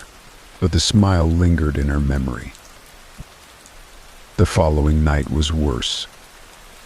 Cassandra woke up with a start, drenched in sweat, her heart racing uncontrollably. She lay still, listening to the silence of the room, but a strange feeling tugged at her. Slowly, her eyes drifted to the mirror, now shrouded in shadows. What she saw made her breath catch. Her reflection stood in the glass, but it wasn't just standing, it was moving. Her own body, her own image was pacing the room, gliding back and forth with unnatural slowness, its eyes locked on hers in a cold, unblinking stare. The sensation of dread crawled up her spine. Frozen in place, she watched as the reflection continued its slow, deliberate pacing. The figure never broke its gaze from her, its eyes gleaming in the faint moonlight. There was something terribly wrong with those eyes. They were hers, but distorted, as though someone had drained all warmth from them. And then, without warning, the reflection turned sharply, pressing its hands against the inside of the glass, as if testing its boundaries. Cassandra could almost hear the creak of the mirror's frame as it strained against the force within. Her breath quickened, and she scrambled to sit up, her pulse hammering in her ears. The reflection tilted its head, watching her closely. A cold, twisted smile spread across its face, a mockery of her own expression. Then it did something that made her blood run cold. It turned, slowly, its head angling to look at something behind her. Cassandra's stomach dropped as she whipped around, her eyes darting frantically over the room. Nothing. Just the empty space and the hum of the night. When she finally looked back, her reflection was standing normally, mirroring her bewildered expression. But Cassandra couldn't shake the feeling that something had shifted in the room, something beyond her control. She spent the rest of the night lying rigid in bed, unwilling to close her eyes, knowing the mirror watched her, even when she wasn't looking. The air around it felt charged with a sinister energy, growing thicker with each passing hour. The next morning, she stood in front of the mirror, trying to gather the courage to look again. The room seemed still, almost too still, and the mirror appeared to be just that, an ordinary piece of furniture. But as she stepped closer, she could feel the pull, a silent beckoning that made her skin crawl. Her reflection greeted her with a blank, unassuming stare. She leaned in slightly, examining her own face, but the unease refused to leave. Was her reflection watching her more intently than before, or was she imagining it? The uncertainty gnawed at her. Cassandra tried to go about her day, but the heaviness of the previous night clung to her like a shadow. Every time she passed the mirror, she caught herself glancing at it, half expecting to see the reflection moving again. The weight of its presence hung over her even when she wasn't in the room. She found herself avoiding her bedroom more and more, choosing to stay in the living room or the kitchen, anywhere the mirror couldn't reach her. But no matter where she went, the feeling of being watched never left her. Small things began to bother her, sounds she couldn't explain, strange sensations when she was alone in the house. The creak of the floorboards behind her as though someone was following, the faintest whisper of breath on the back of her neck when no one was there. At first she dismissed them as paranoia, the product of her sleep-deprived mind, but they grew more frequent, more intense. Every little noise made her jump, every shadow seemed to move in her peripheral vision. At night she dreaded going to bed. The mirror dominated the room, its presence overwhelming. Even when she avoided looking at it, she could feel its pull, like it was waiting for her to slip, to glance its way. One night she swore she heard a soft tapping coming from the glass, like fingernails scratching from the inside. She bolted upright in bed, her eyes locking onto the mirror, but the room was still. The mirror was silent, but she knew something was wrong.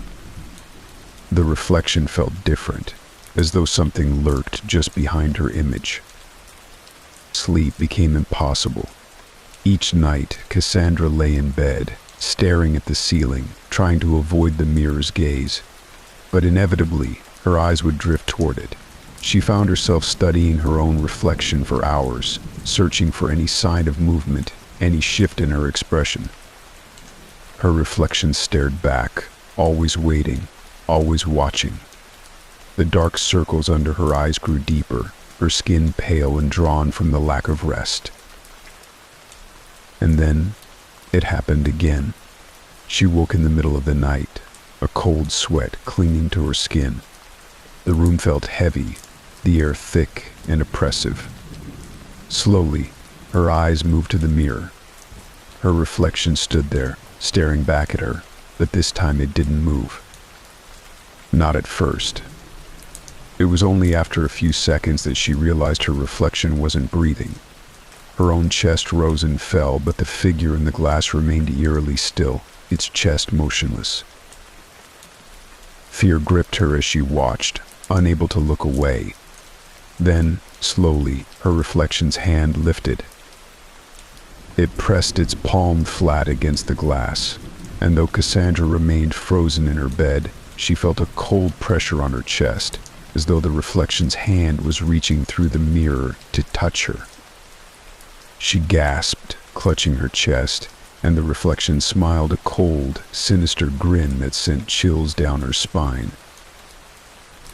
At night, the incident with the reflection lingered far longer than she expected. Lying in bed, Cassandra couldn't tear her mind from the image of her reflection smiling back at her, its lips curling unnaturally, the expression chilling in its wrongness. As she lay in the dark, she found herself drawn to the mirror again, her thoughts circling back to that eerie, twisted grin.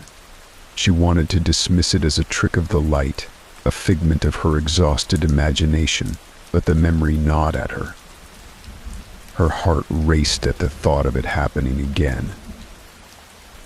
Over the next few nights, Cassandra tried to avoid the mirror altogether. She turned it to face the wall, as though that simple act could prevent whatever was inside from reaching her. But even without seeing it, she felt its presence. It loomed large in the room, a weight that hung in the air. When she tried to sleep, it felt as though the mirror was watching her, waiting. The darkness seemed thicker, more oppressive, and the silence in her bedroom was heavy, like something was hiding within it, waiting for the right moment. One night, as she tossed and turned in bed, she heard a faint sound. It was so subtle. At first she thought she imagined it as soft, rhythmic tapping. Her heart pounded as she strained to listen. There it was again, a slow, deliberate tap, as if something or someone was knocking on the other side of the mirror. She froze, her breath catching in her throat, too scared to move. The tapping continued, quiet but insistent, like a message she couldn't quite decipher. Cassandra squeezed her eyes shut, willing the sound to stop. But the tapping grew louder, more demanding, as though whatever was inside the mirror knew she was ignoring it. She lay paralyzed in bed, her body rigid with fear. Every instinct told her not to look, not to acknowledge the mirror, but the sound was relentless, echoing through the silence of the room. Her skin crawled as the air seemed to shift around her, growing colder. She could almost feel eyes on her, watching, waiting. The next night, the tapping returned. This time it began the moment she turned off the lights, as if the mirror was anticipating her. The sound was sharper now, more defined, and it sent a shiver down her spine. She pulled the covers over her head, curling into herself, hoping to block out the noise. But the tapping cut through the darkness, becoming the only thing she could hear. It was rhythmic, steady, and somehow knowing, as if it were counting down to something. Unable to bear it any longer, she peeked out from beneath the blanket, her eyes immediately drawn to the mirror. Though she couldn't see her reflection, the tapping persisted, coming from behind the glass. It felt as if the mirror was alive, its surface no longer a mere reflection but a barrier between her world and something far more sinister. Her heart pounded in her chest, the terror building with each beat. She wanted to scream, but no sound came out. The tapping stopped, replaced by an eerie, all-consuming silence. The silence was worse than the tapping. It was thick, unnatural, and filled the room like a presence. Every fiber of her being screamed at her not to move, not to give the mirror any more attention than it had already demanded. She remained frozen, her pulse hammering in her ears, her breath shallow. The air felt charged, electric, as though something just beyond the edge of her senses was waiting to be acknowledged. And then, without warning, a faint creak broke the silence, like the groaning of wood under strain. Cassandra's eyes snapped open, her gaze darting to the mirror. She couldn't see anything clearly in the darkness, but the air felt different, thicker, like the mirror itself was shifting, its frame expanding under pressure. For a moment she swore she heard something else, like breathing, faint and raspy, just behind the glass. Her heart nearly stopped. She forced herself to stay still, refusing to acknowledge whatever was happening. It was a test, she told herself, a test of her will. But the next night, it escalated. She hadn't turned the mirror away, afraid that moving it might provoke something worse, so it still faced her bed. This time, the tapping started the moment she entered the room. As if on cue, the moment her foot crossed the threshold, the rhythmic knock echoed from the glass. She froze in place, her skin prickling with cold sweat. There was no mistaking it now. Whatever was in the mirror was trying to get her attention. The tapping continued, louder now, almost impatient. Each knock felt deliberate, as though whoever or whatever was on the other side knew exactly what it was doing. She clenched her fists, fighting the urge to glance at the mirror. She had to resist. She had to. The air felt suffocating, her heart raced, and still, the tapping grew louder. The noise was relentless, filling her head with a deafening rhythm, until finally it stopped. When she dared to look, the mirror was still. Her reflection gazed back at her as it always had, but she felt its eyes on her in a way that was different, more aware. It felt like the reflection knew she was afraid, that it was feeding on her fear.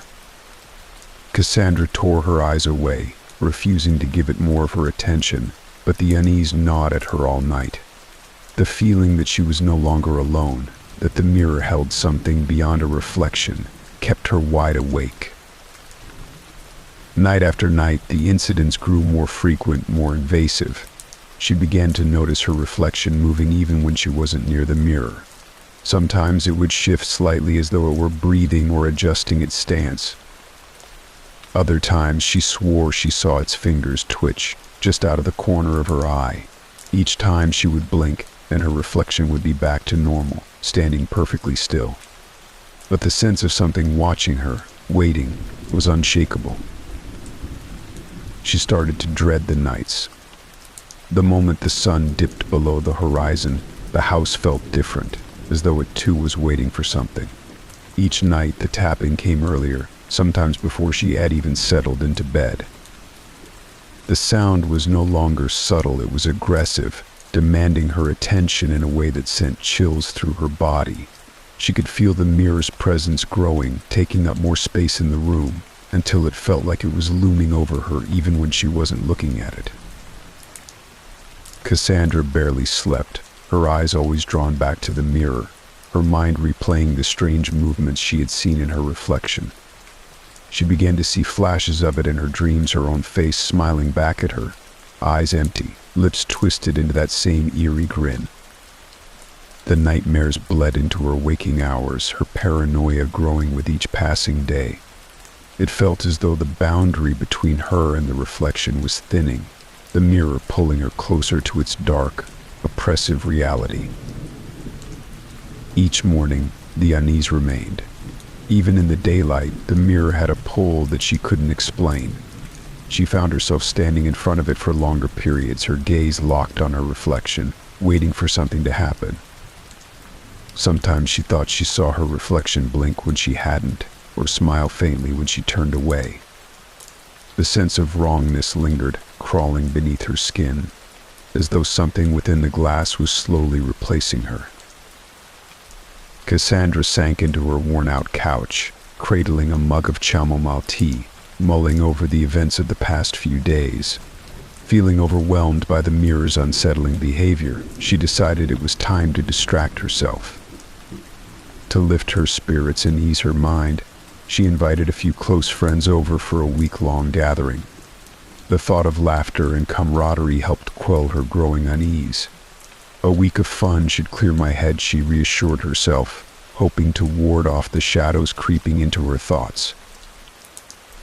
The first evening of their visit, Cassandra's living room sparkled with twinkling fairy lights, and the scent of freshly baked cookies filled the air. Her friends arrived, bringing along vibrant energy that enveloped her like a warm embrace. They spent hours reminiscing about their college days, playing board games, and diving into a mountain of popcorn while watching nostalgic movies. For the first time in days, the mirror felt like a distant memory, overshadowed by the joyful atmosphere her friends created. As the days passed, laughter echoed through the hallways, drowning out the unsettling whispers that had once plagued her. The mirror, a dark presence in the corner, seemed to fade into the background amidst the vibrant camaraderie. Cassandra found herself letting go of her worries, enjoying late-night chats and impromptu dance parties. The incidents she had dismissed as figments of her imagination faded from her mind, replaced by the warmth of shared experiences. Each night they gathered around the dining table, discussing everything from the past week's events to their hopes and dreams. Cassandra loved the comforting noise, feeling safe in their company. The shadows in her mind that had threatened to consume her seemed to dissipate. With her friends around, the mirror's ominous aura receded, as if it had become aware of the joy in the room and chose to remain dormant. However, as her friends settled into the rhythm of their week-long stay, Cassandra began to notice something peculiar. When she glanced at the mirror during their gatherings, it reflected not just her image but also the vibrancy of the moment. Yet there was a subtle tension that lingered in the back of her mind, a reminder that the mirror had not been vanquished, merely postponed. Cassandra pushed those thoughts aside, unwilling to let her fears intrude on the happiness her friends brought. One night, as they shared ghost stories around a dimly lit candle, Cassandra felt a slight shiver race down her spine. She quickly dismissed it, attributing the sensation to the eerie tales being spun around the table. Yet, as she glanced at the mirror, it felt as though the shadows within had stirred, watching the laughter unfold with an almost hungry curiosity. Ignoring the chill, she laughed along, caught up in the moment, hoping the mirror would remain a silent observer. As the week continued, the joyful gatherings kept her spirits high, but a part of her remained vigilant. The lingering dread of the mirror's potential return still haunted her thoughts, even as her friends filled her home with warmth and laughter. Every time she caught a glimpse of the ornate frame out of the corner of her eye, her heart would skip a beat. She wanted to believe that the dark presence could be kept at bay, but she couldn't shake the feeling that it was only a matter of time before the mirror would reclaim its dominance. On the last night of their stay, Cassandra decided to host a small farewell dinner for her friends, wanting to end the week on a high note. They gathered around the table, enjoying a homemade meal, the laughter ringing through her home like music. As the evening wore on, the atmosphere felt electric, and Cassandra found herself lost in the moment, grateful for the respite from her worries. Yet, even in the midst of joy, she caught a fleeting glimpse of her reflection in the mirror. Her eyes seemed to flicker, an echo of something dark lingering just beyond the surface. After her friends left, the silence in the house felt deafening.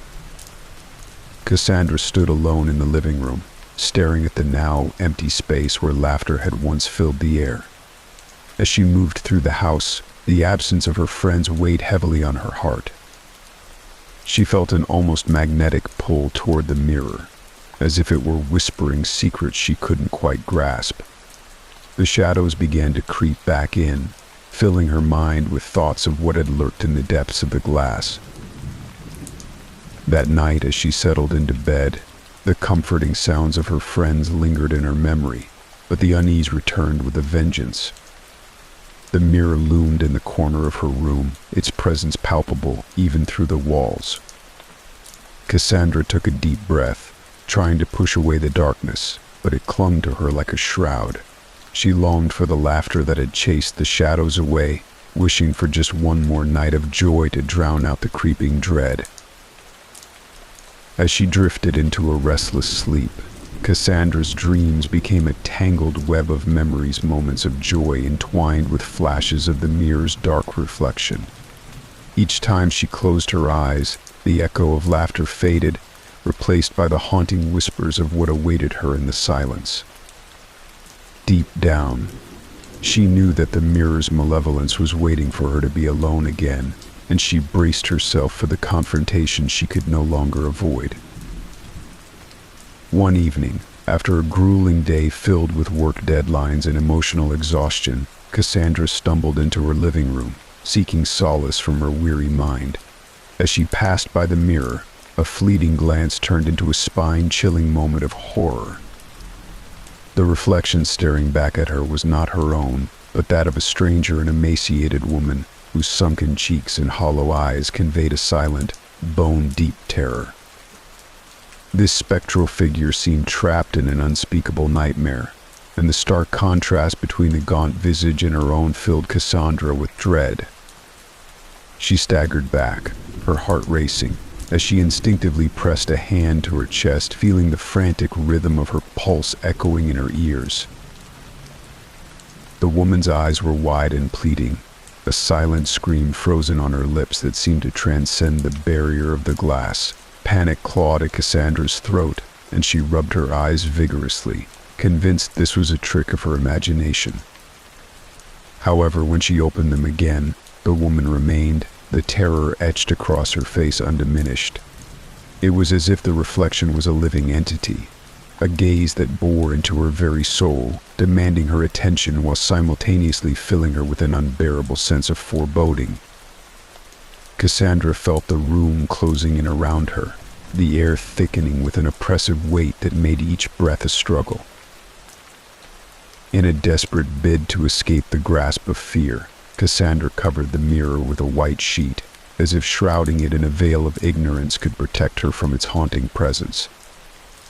She hoped to block the madness that had taken hold of her life, but deep down, she knew the damage had already been done. The image of the pale woman had burned into her memory, and as the darkness of night enveloped her home, the echoes of that haunting visage lingered in her thoughts. Each night, the dreams became more vivid, the lines between reality and nightmare blurring until she could hardly distinguish between the two.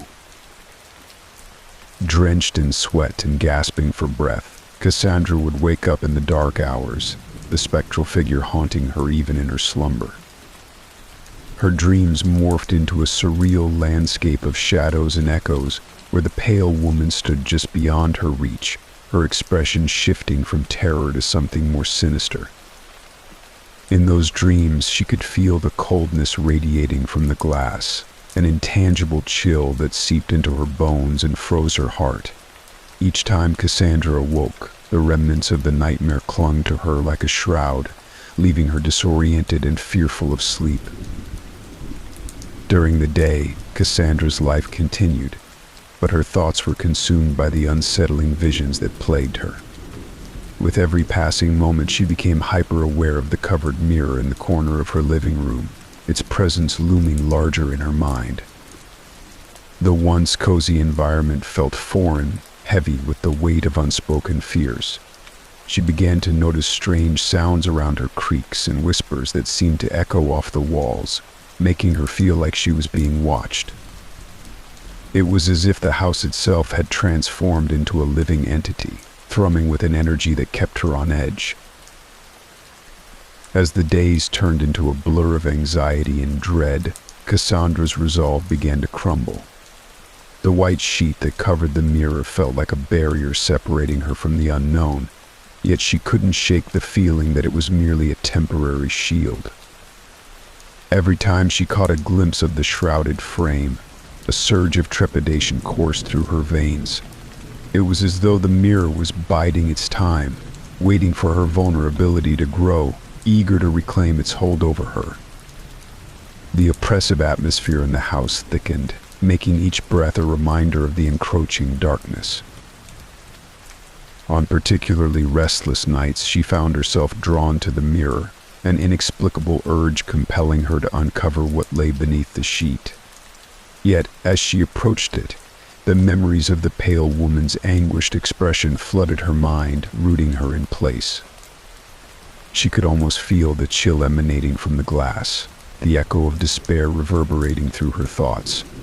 Each time she steeled herself to unveil the secrets hidden within, a wave of nausea washed over her, urging her to turn back. The fear that had taken residence in her heart began to feel like a living thing, coiling around her chest and squeezing tighter with each passing day. That night, as she settled into her bed, the familiar darkness enveloped her once more, the silence pressing in on her from all sides. The echoes of the spectral woman haunted her thoughts, casting a pall over her dreams. As she drifted into a restless sleep, her mind became a twisted labyrinth where the boundaries of reality blurred. Each time she closed her eyes, the woman's face loomed larger in her imagination, an unyielding specter demanding her attention. In those moments, Cassandra felt as though she were teetering on the brink of a precipice, the void of the unknown calling to her with a siren's song. The next morning, the sun broke through the clouds, casting warm rays across her room, yet the light felt like a mockery of her turmoil. She rose from bed with heavy limbs, the events of the night still fresh in her mind. Despite the brightness outside, a shroud of gloom followed her, intensifying with each step. As she made her way to the living room, she couldn't resist the urge to glance at the covered mirror, and the sight of it sent a fresh wave of apprehension coursing through her. The weight of her dread felt tangible, a palpable force pressing down on her shoulders.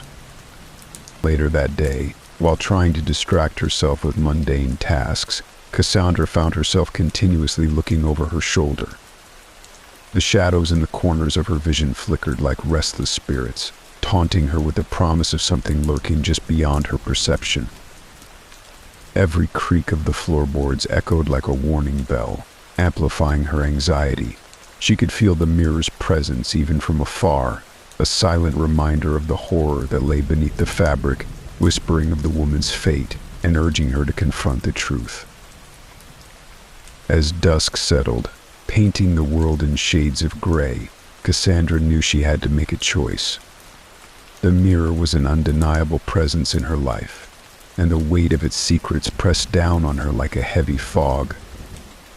In that moment of quiet desperation, she felt an instinctual urge to unveil the hidden truths, despite the overwhelming fear gnawing at her resolve. What lay beneath the sheet was no longer a mere curiosity. It had transformed into a monstrous anticipation that left her breathless. It was as if the mirror were a sentient being, drawing her closer, urging her to unveil the horrors that had taken root in her soul. That night she resolved to face her fears head-on, her heart racing with a mix of dread and determination. As she approached the covered mirror, the room felt charged with an electric energy, anticipation crackling in the air like static. Each step felt like a march toward her fate, a journey into the unknown where she would confront the very essence of her nightmares.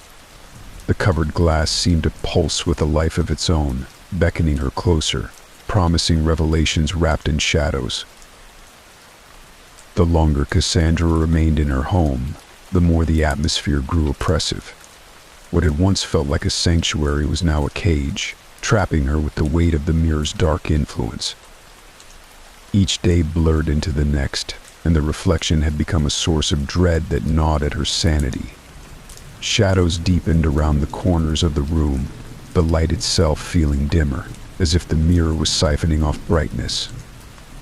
The once familiar space felt foreign and foreboding, echoing her growing sense of entrapment. The air was thick with an unshakable tension, pressing down on her, making it hard to breathe. Cassandra found herself drawn to the covered mirror, even as she feared it. The sheet that draped over it felt more like a veil shrouding a malevolent secret rather than a protective barrier. She would catch herself glancing at the outline beneath the fabric, imagining the horrors lurking just out of sight. There was an electric energy in the room, an unseen force that seemed to tug at her consciousness, urging her closer. It felt as if the mirror was a living entity, breathing and pulsating with dark desires. The further she retreated from the glass, the stronger that insidious pull became, wrapping around her like a serpent. One particularly restless night, a shiver slithered down Cassandra's spine, awakening her from a nightmare. The air was thick with an unsettling silence that blanketed the room. Then, slowly, a low whisper cut through the stillness, a haunting sound that clawed at the edges of her mind. It started as a faint murmur, barely perceptible, like the rustling of leaves far away, but it gradually crescendoed into an unsettling chant. She thought at first it might be the remnants of a dream lingering in her foggy mind, but as her heartbeat quickened, she became acutely aware that the source of the sound was the covered mirror. Panic surged within her as she struggled to comprehend the meaning behind the whispers. Was her mind playing tricks on her, or was the mirror somehow communicating with her? The low chanting ebbed and flowed like the tide, each wave more insistent than the last. A part of her wanted to bury her head under the blankets, but another part, fueled by a sick curiosity, compelled her to investigate. She could feel the hairs on her arms standing on end, the chill of dread pooling in her stomach as she focused her gaze on the corner of the room. In a moment of sheer terror, she swung her legs over the edge of the bed, feeling the cool hardwood beneath her feet. The whispering grew louder, as if responding to her movements, coaxing her closer. Every step toward the mirror felt like walking through molasses, her heart pounding in her chest like a caged bird desperate to escape. As she reached the edge of the sheet, her fingers trembled uncontrollably. She hesitated, the fear of what lay beyond almost paralyzing her. Still, she felt an undeniable compulsion to reveal what had been hidden from her, a need to confront the horror head-on. With a sudden rush of adrenaline, she seized the edge of the sheet and yanked it away, the fabric falling to the floor in a heap. The moment the sheet dropped, the whispering morphed into a cacophony of voices, sharp, desperate, and hauntingly dissonant. It felt as if the room itself had taken a breath, releasing a wave of cold air that rushed past her like a ghostly presence. Cassandra's heart dropped as her eyes locked onto the reflection, dread pooling in the pit of her stomach. What she saw made her blood run cold and her breath hitch in her throat. The pale woman she had seen before stood before her, but now the horror had multiplied. The woman's face was a mask of despair, her features twisted in a silent scream that resonated deep within Cassandra's core. The gaunt figure looked as if she had emerged from the depths of a nightmare, eyes wide and filled with terror, as though she were trapped in a hell of her own making. Every detail, the sunken cheeks, the hollow eyes, spoke of anguish and desperation. Cassandra felt a chill wash over her, as if the very essence of the woman was reaching out, begging for salvation. But it was not just the woman who held Cassandra's attention. Standing behind her in the mirror was something far more sinister. A shadowy figure loomed, tall and amorphous, like a dark cloud threatening to engulf everything in its path. It hovered just out of reach, its edges blending into the darkness of the room, making it difficult for Cassandra to discern its true form. The atmosphere shifted, heavy with an ancient malevolence that made the hairs on her neck stand on end. She couldn't tear her gaze away from the shadow, a primal instinct warning her that this was a predator poised to strike. The shadow seemed to pulse with a life of its own, drawing closer to the woman in the mirror, who appeared oblivious to its presence. It moved with a slow, deliberate grace, like a predator stalking its prey, every inch of its dark form exuding an ominous energy. Cassandra's chest tightened as she fought the urge to scream, paralyzed by a fear that clutched at her heart. It felt as though the figure was aware of her, its attention shifting from the woman to her, an unseen weight pressing against her soul. She could feel its unseen eyes boring into her, searching, as if it were contemplating how to break through the glass that separated their worlds. Frozen in terror, Cassandra could only watch as the shadow's elongated fingers began to reach toward the mirror's surface. The glass shimmered as if it were alive, rippling in response to the figure's touch, distorting the reflection of the woman. The scene unfolded in slow motion, each passing second stretching into eternity as the dark figure sought to break free from its prison. Cassandra's heart raced, the echo of its silent intent reverberating in her mind. Time seemed to stand still, and she was caught in the grip of an overwhelming sense of doom. As the shadow inched closer, it felt as though the very fabric of reality began to unravel. The air grew thick with an oppressive energy, and Cassandra's breath came in short gasps. She felt a magnetic pull toward the mirror, a sickening urge to step closer, to reach out and touch the cold glass. Every instinct screamed at her to run, to escape the room and the horrors contained within, but she remained transfixed, caught in the grip of the unknown. With each passing moment, the shadows grew darker, and Cassandra's resolve began to crumble, leaving her teetering on the edge of despair. The moment stretched out, filled with a tension so heavy it felt suffocating. As the shadow's fingers finally made contact with the glass, a chilling sound reverberated through the room, a low thud that echoed in the silence. It sent a shock wave of dread through Cassandra, snapping her back to reality. In that split second, the realization struck her this was not just a reflection, it was a gateway, a bridge between worlds. As the shadow pressed against the surface, Cassandra felt a surge of primal fear course through her veins, a stark reminder that she was not in control.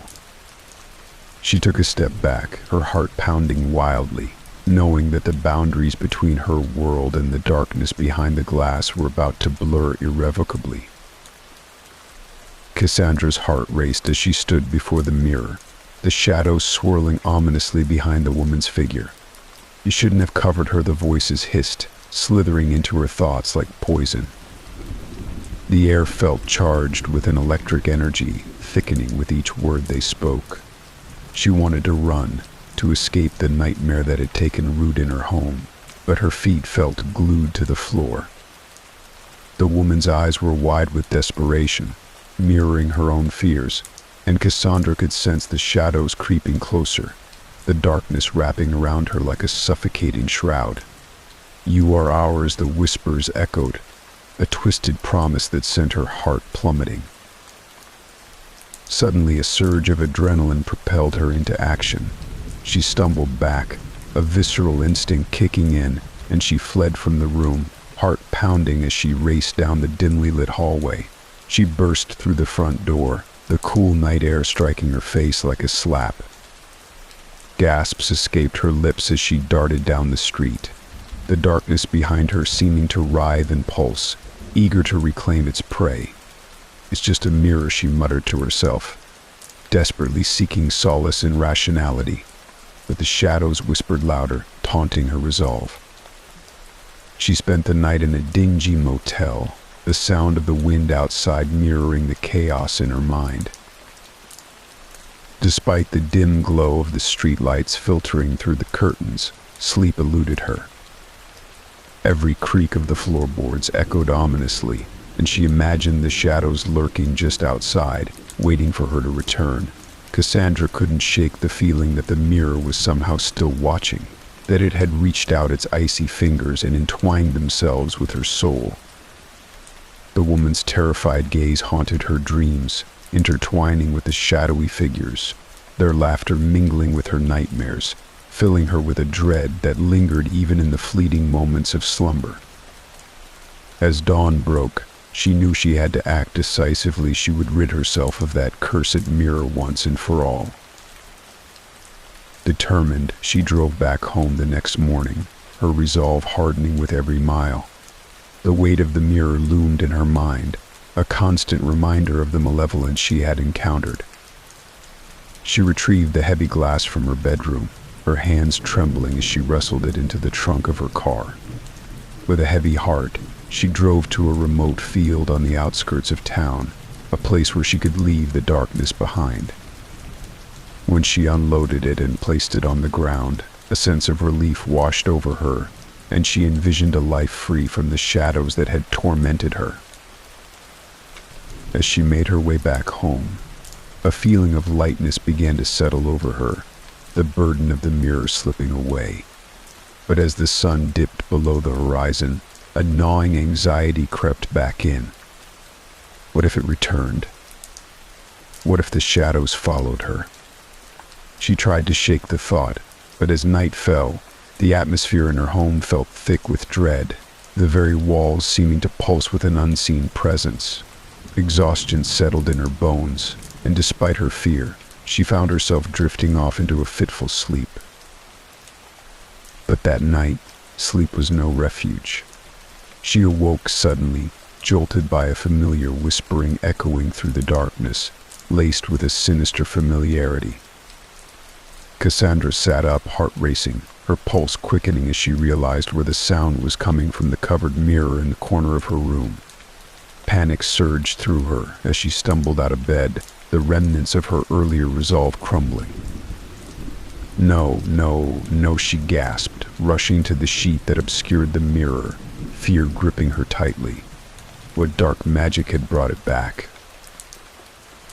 As she yanked the sheet away, the air crackled with energy, and she was met with the horrifying sight of the woman once more. But this time, the shadows had grown, a swirling mass behind her, flickering ominously like a storm ready to unleash its fury. "Welcome back," the shadows hissed, their tone dripping with malicious glee. Cassandra felt her breath hitch in her throat, the chilling familiarity of their presence suffocating her. "You thought you could leave us?" They mocked, and she felt the icy fingers of dread claw at her heart. The mirror was no longer just glass, it was a portal, a malevolent entity that refused to be rid of her. Terrified, she staggered back, her body shaking with an overwhelming sense of futility. The shadows pressed closer, their whispers growing louder, wrapping around her mind like chains. "You belong to us now," they intoned, a dissonant melody that echoed through her very being. Cassandra felt the weight of their words, a truth that twisted within her, binding her tighter to the mirror. The woman's eyes glimmered with a despair that resonated deep within her, a silent plea for liberation that filled the room with a palpable tension. She couldn't breathe, couldn't think. All that existed was the shadowy figure and the reflection that mocked her very existence. Cassandra felt the chill of the room settle into her bones, the shadows coiling around her like serpents ready to strike. Desperation clawed at her throat as the whispers grew louder, swirling in her mind like a tempest. "You cannot escape," they chanted, their sinister tones wrapping around her sanity like a vice. The shadows writhed, feeding off her fear, their presence pressing down upon her chest, constricting her breath. Determined not to let the mirror claim her any longer, she lunged for the dresser, grabbing the heavy silver candlestick resting there. "No more," she shouted, her voice hoarse and defiant, filled with raw emotion. With all her strength, she swung the candlestick at the mirror, the sound of shattering glass exploding in the stillness of the night, echoing like a gunshot. The shards scattered across the floor like glistening stars fallen from a dark sky, a beautiful yet haunting sight. Her heart raced as she momentarily relished the victory, the power of her resolve surging through her. But as she surveyed the carnage, a chilling realization settled over her, a cold blanket of dread that gripped her heart. The fragments of the mirror remained eerily still, refusing to lie lifeless. The whispers shifted, rising to a fever pitch, a sinister cacophony that reverberated within the walls of her mind. "You think you can destroy us," they hissed, laughter dripping with mockery as she fell to her knees, breathless and defeated. She clawed at the floor, desperate to reclaim her sense of reality, but the shards began to pull together, swirling and spinning as if possessed by a life of their own. The glass melted like wax, reforming before her eyes, and the familiar ornate frame rose from the remnants, a grotesque spectacle of her despair. In horror, Cassandra felt her spirit plummet, the shattered pieces of her defiance clattering like stones against the walls of her resolve. "No, stop," she screamed, scrambling to her feet, yet the mirror shimmered back to life, reflecting her terrified expression with a cruel smirk. It was as if it were taunting her, daring her to try again, the very embodiment of her deepest fears. The woman within, eyes wide with terror, appeared once more, a mirror of Cassandra's own panic. Behind her, shadows writhed and twisted, their forms obscured by darkness, lurking hungrily. But Cassandra was determined to end this nightmare once and for all. She gathered her resolve, feeling the adrenaline coursing through her veins, igniting a fire in her chest. With the candlestick still in her grip, she returned to the bedroom, her heart pounding with a mixture of dread and defiance. "You won't win," she vowed, raising the heavy object above her head, the weight of her resolve fueling her courage. But as she stood before the mirror once more, her heart raced with uncertainty.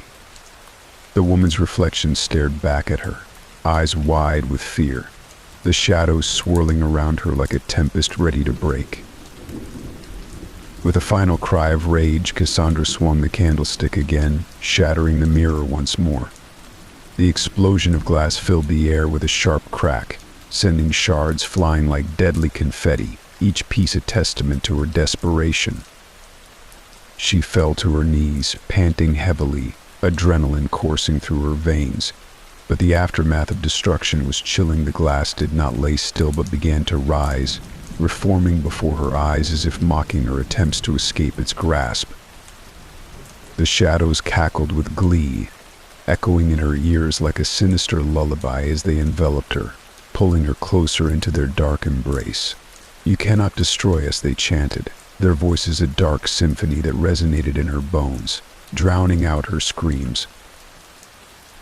Feeling her sanity slip away, Cassandra pressed her hands against the reforming glass, willing it to remain broken, to let her be free from its haunting grasp.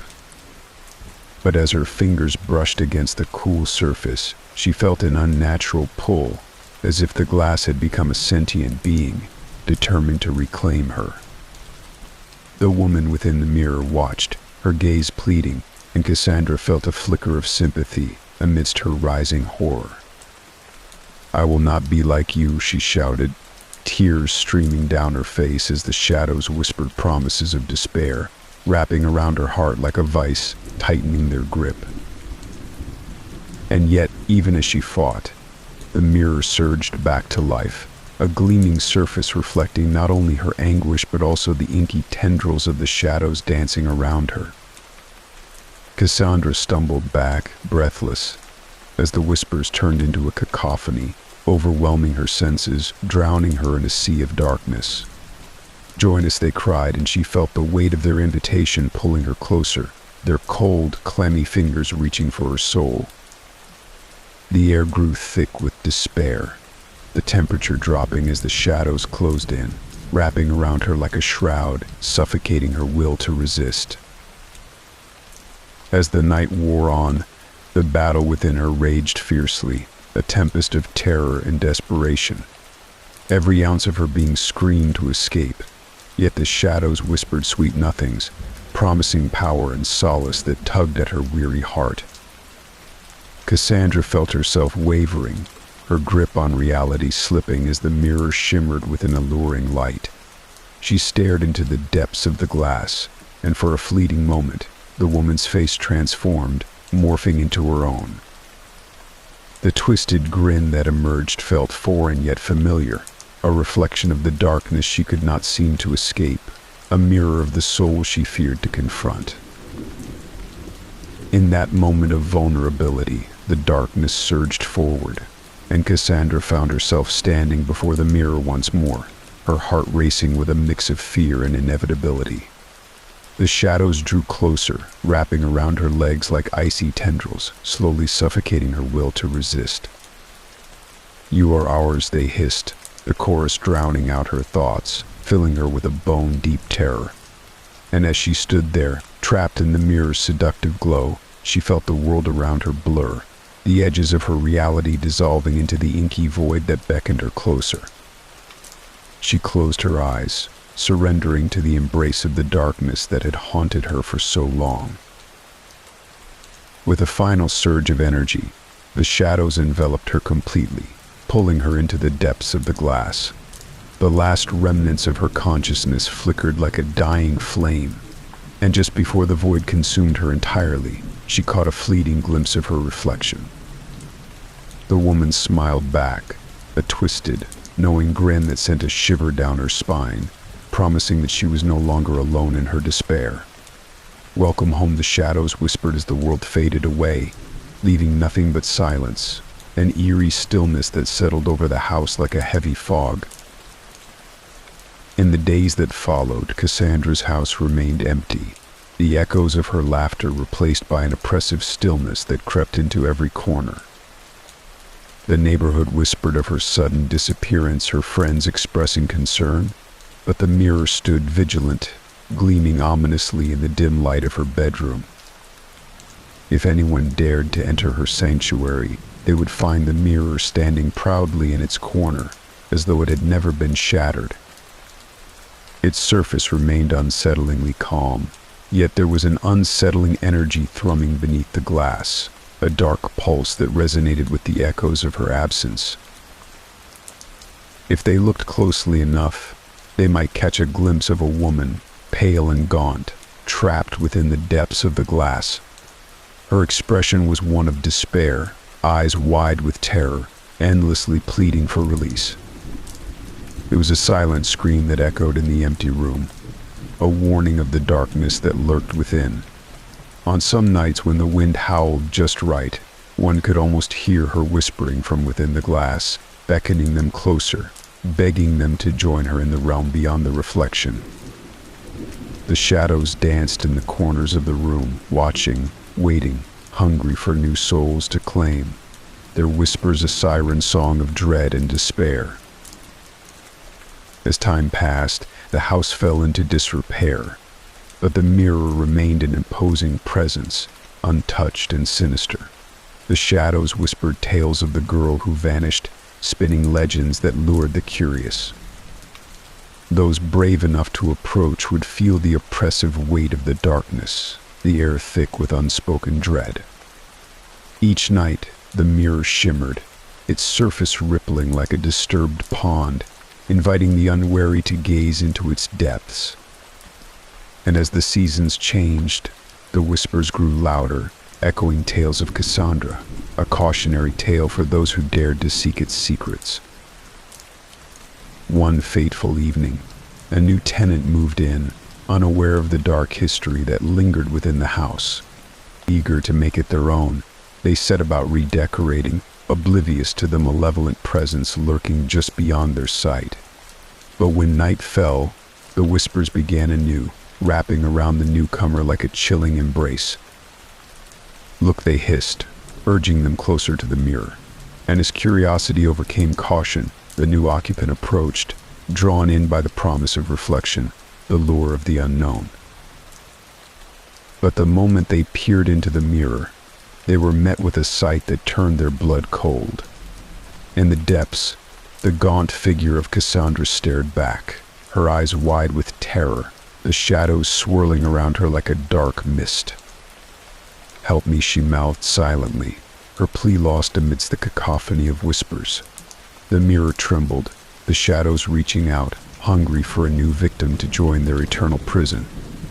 "Join us," they echoed, their sinister tones wrapping around the new tenant's mind like a vice. And just like that, the cycle began anew. The house would continue to stand, a sentinel of despair, with its cursed mirror gleaming in the darkness, waiting for the next soul foolish enough to confront the shadows within. The whispers would echo on, telling tales of those who dared to defy the darkness, unaware of the price they would ultimately pay. And within the glass, Cassandra would forever remain, a guardian of the secrets held within, eternally trapped in a world where shadows danced and darkness thrived.